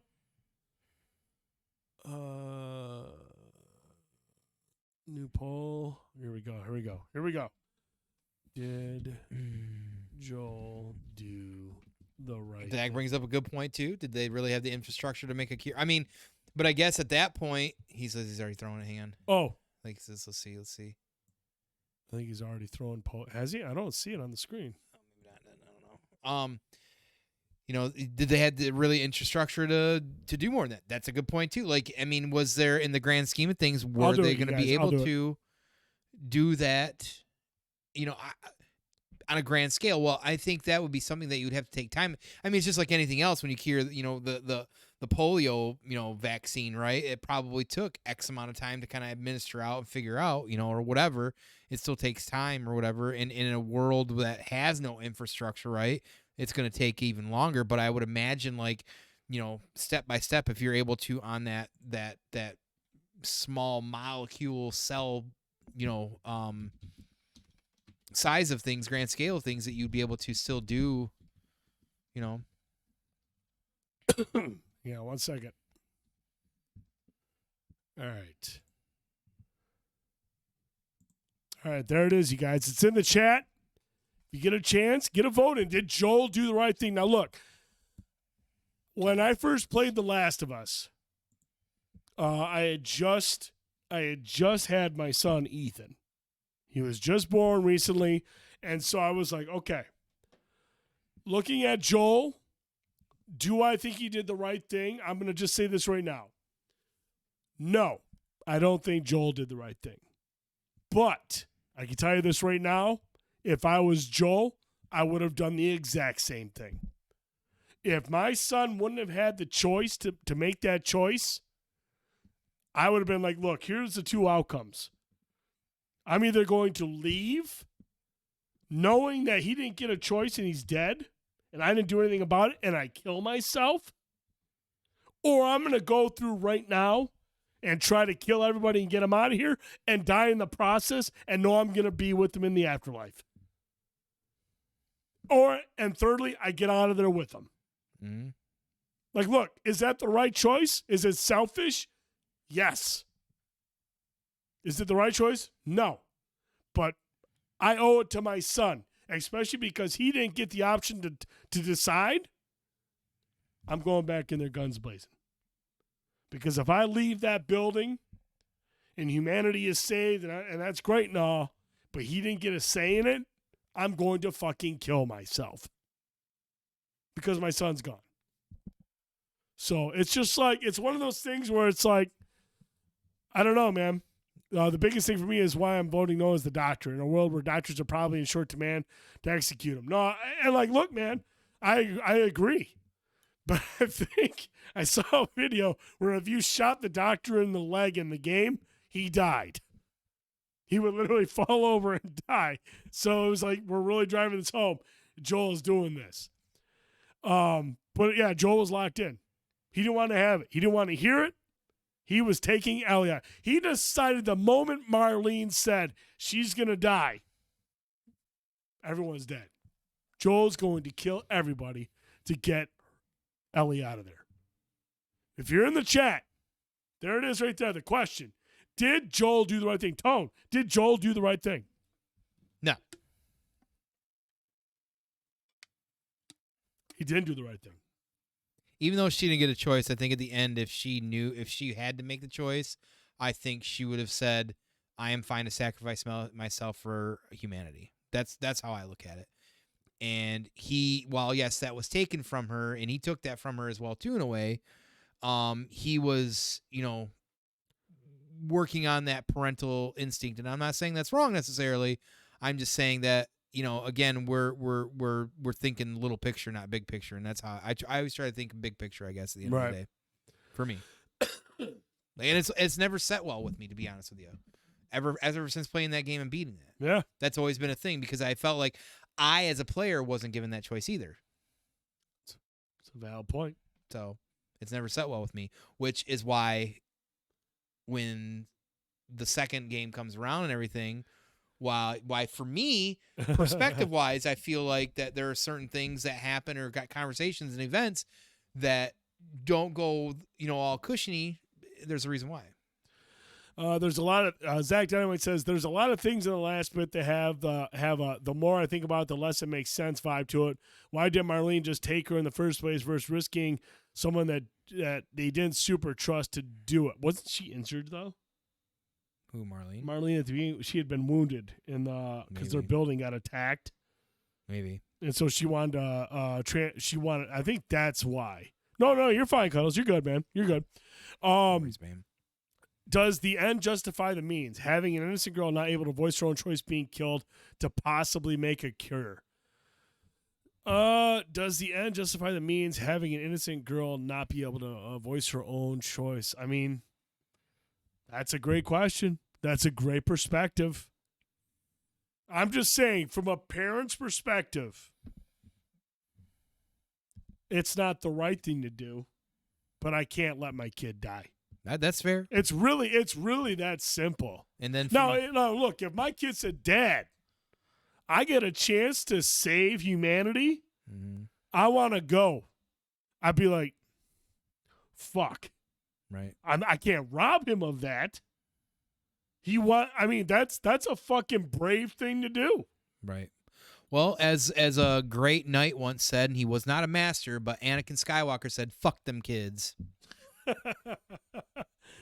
But if Marlene took her there, wouldn't it be game show? Probably would be. But then he wouldn't have a show.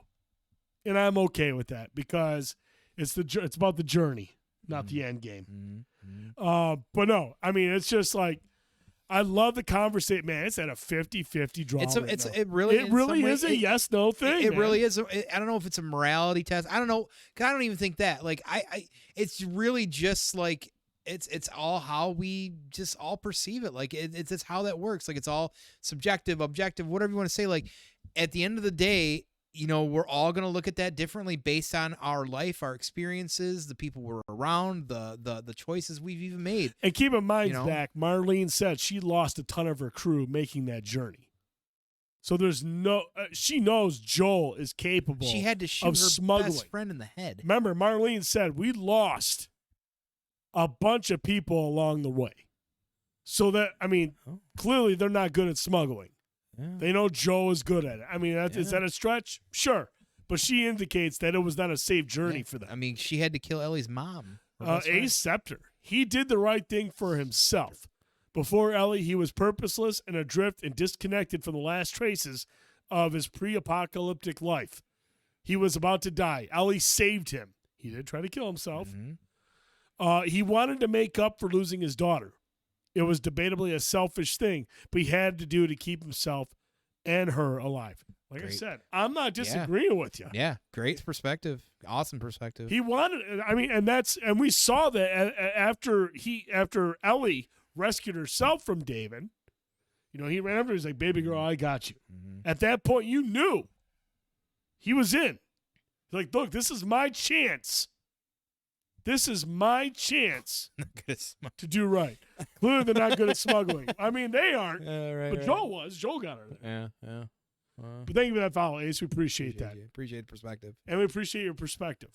But, like, yeah, man, like, it's just one of those things where it's like, it's a great conversation. And, again, that's why the show doesn't need an abundance of action.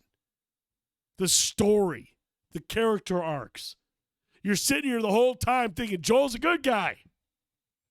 But then you see the dark side of Joel. And they allude to it earlier. Yeah. You know, when him and Tommy are talking at that store, Tommy's like, "We killed people. We murdered people." Yeah, Joel's a bad Joel for Joel's most of his survived. post-apocalypse. Yeah, at survival there really isn't a lot of rules. There's a lot of gray area.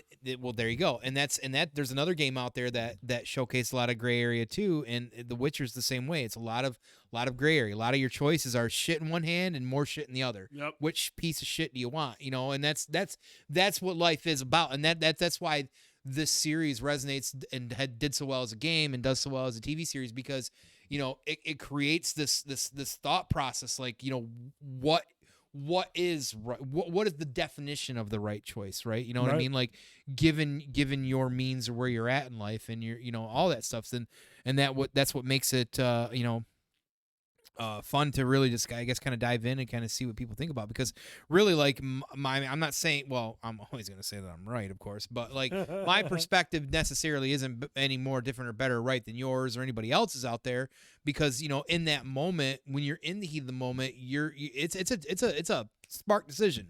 I mean, no matter how you look at it. So, you know, at the end of the day, it is about survival, and there isn't a lot in that world after the cordyceps that Joel or any really character have to hang on to or care about, you know, and Ellie happened to be a guiding light for him. So later, Panda. Have a good night.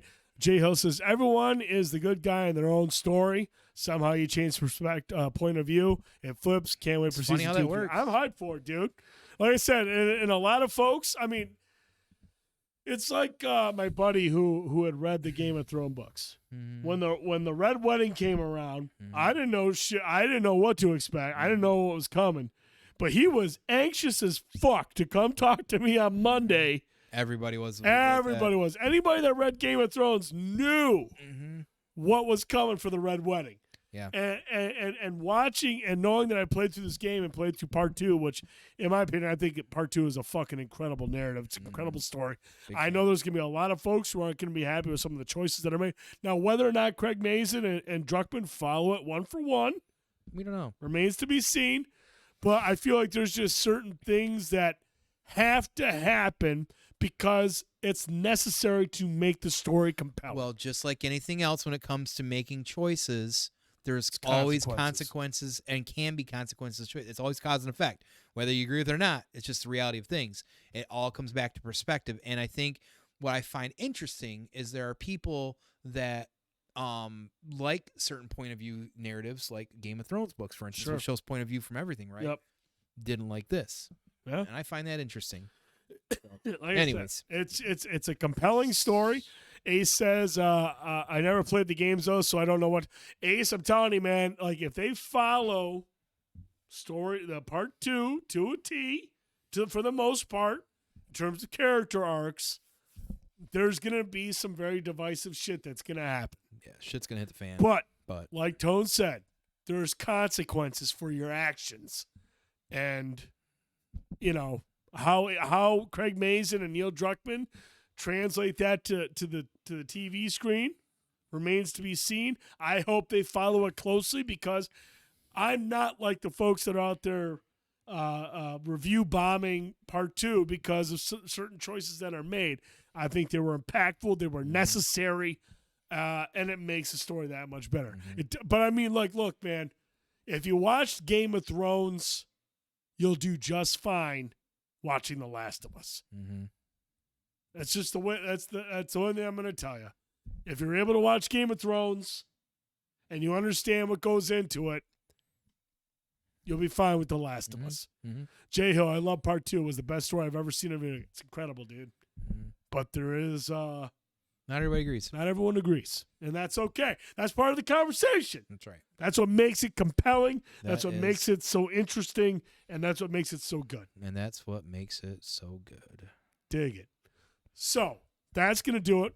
My voice is just about gone. Right. The audio is gonna go to shit at some point. I'm sure. So we're gonna wrap things up, Tone. Yes. So, well, first of all, next week there won't be a proper show. We'll be back in 2 weeks. I will actually be at a Fathom event for Godzilla Tokyo SOS. These come around a couple times a year, so they're hard to miss. But the bigger piece of that as well, too, after that, I actually have to pack because next Thursday evening, me and Half-Ass Beer Review are going down to Ohio to hang out with Drastin from Seven Dungeons for Whorehound Weekend and lots of brewery and I didn't get invited. Filming. He's a liar. He was invited. So we're gonna do content making as well too, and drinking and eating. So really can't wait. Excited to meet Bruce Campbell and John Kassir, the voice of the Crypt Keeper. So You gonna get some video from that shit? fuck off. No, maybe, I don't know. We'll see. You better. We'll see. I want to see Bruce Campbell. Hopefully. So in 2 weeks, hopefully, and we'll be able to be back for the proper show. We do have an invite out there to have a guest back on as well too. We want to follow up with him on The Last of Us as well too. Yeah, buddy. He's very he's usually gets very heated about some of that. Very So, opinionated, and he's also very entertaining. yes. So hopefully in 2 weeks we can have him on as well too. But as always, no, we thank you guys for being here, whether you're new, whether you're old, as people that tune in with us. You know, we've had a lot of fun the last few weeks, you know, letting the dust settle up to the Midland Mall Comic-Con and building up, of course, for next year as well, too. But continue to do what you do as always. Please like, follow, sub, share us with people if you can. We're trying to be more active out on social medias right now as well, too. So if you see us out active out there, do the best you can with us. Maybe engage in a conversation, like it, share it, get somebody else you might know, cousin, friend, whoever that might like the content that we talk about, that you might like talk about as well too, to have those conversations with, because we're always looking new friends. So we really appreciate you taking time out of your midweek to come in here, hang out for a couple hours while Voice McCracken over here is trying to talk and audio's going to shit, and I have no idea what the fuck's going on right now. So, but thank you so much. We appreciate all your guys' support. Keep a lookout for anything from us here in the future as well too, for some of the things we're going to be doing. Hopefully we've got a plan in the next couple of weeks to be able to do outside of the content for next weekend, to maybe do and get the dude involved in some content with Half-Ass Beer Review as well too. Yeah. Finally, after a couple year hiatus of doing that, we'll have some new things coming around as well too. So and then hopefully in the next few months we'll have different announcements and different things we're talking about as well too, including partnerships. So thank you as always, bottom line, for supporting. We appreciate you so much. Friday night we will be live. We're going live with Diablo 4 open beta. We're going to jump into the beta on Friday night. Check it out.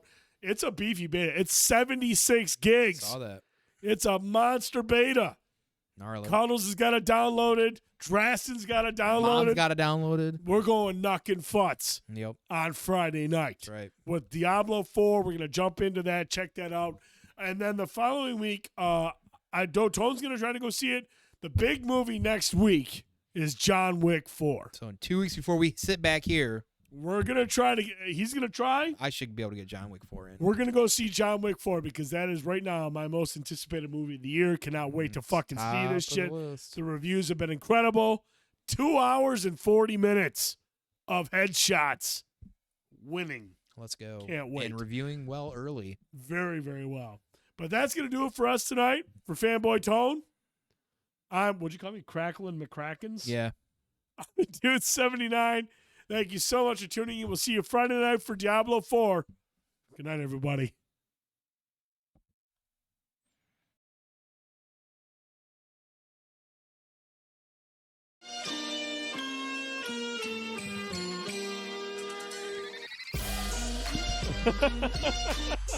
That's a good show, man.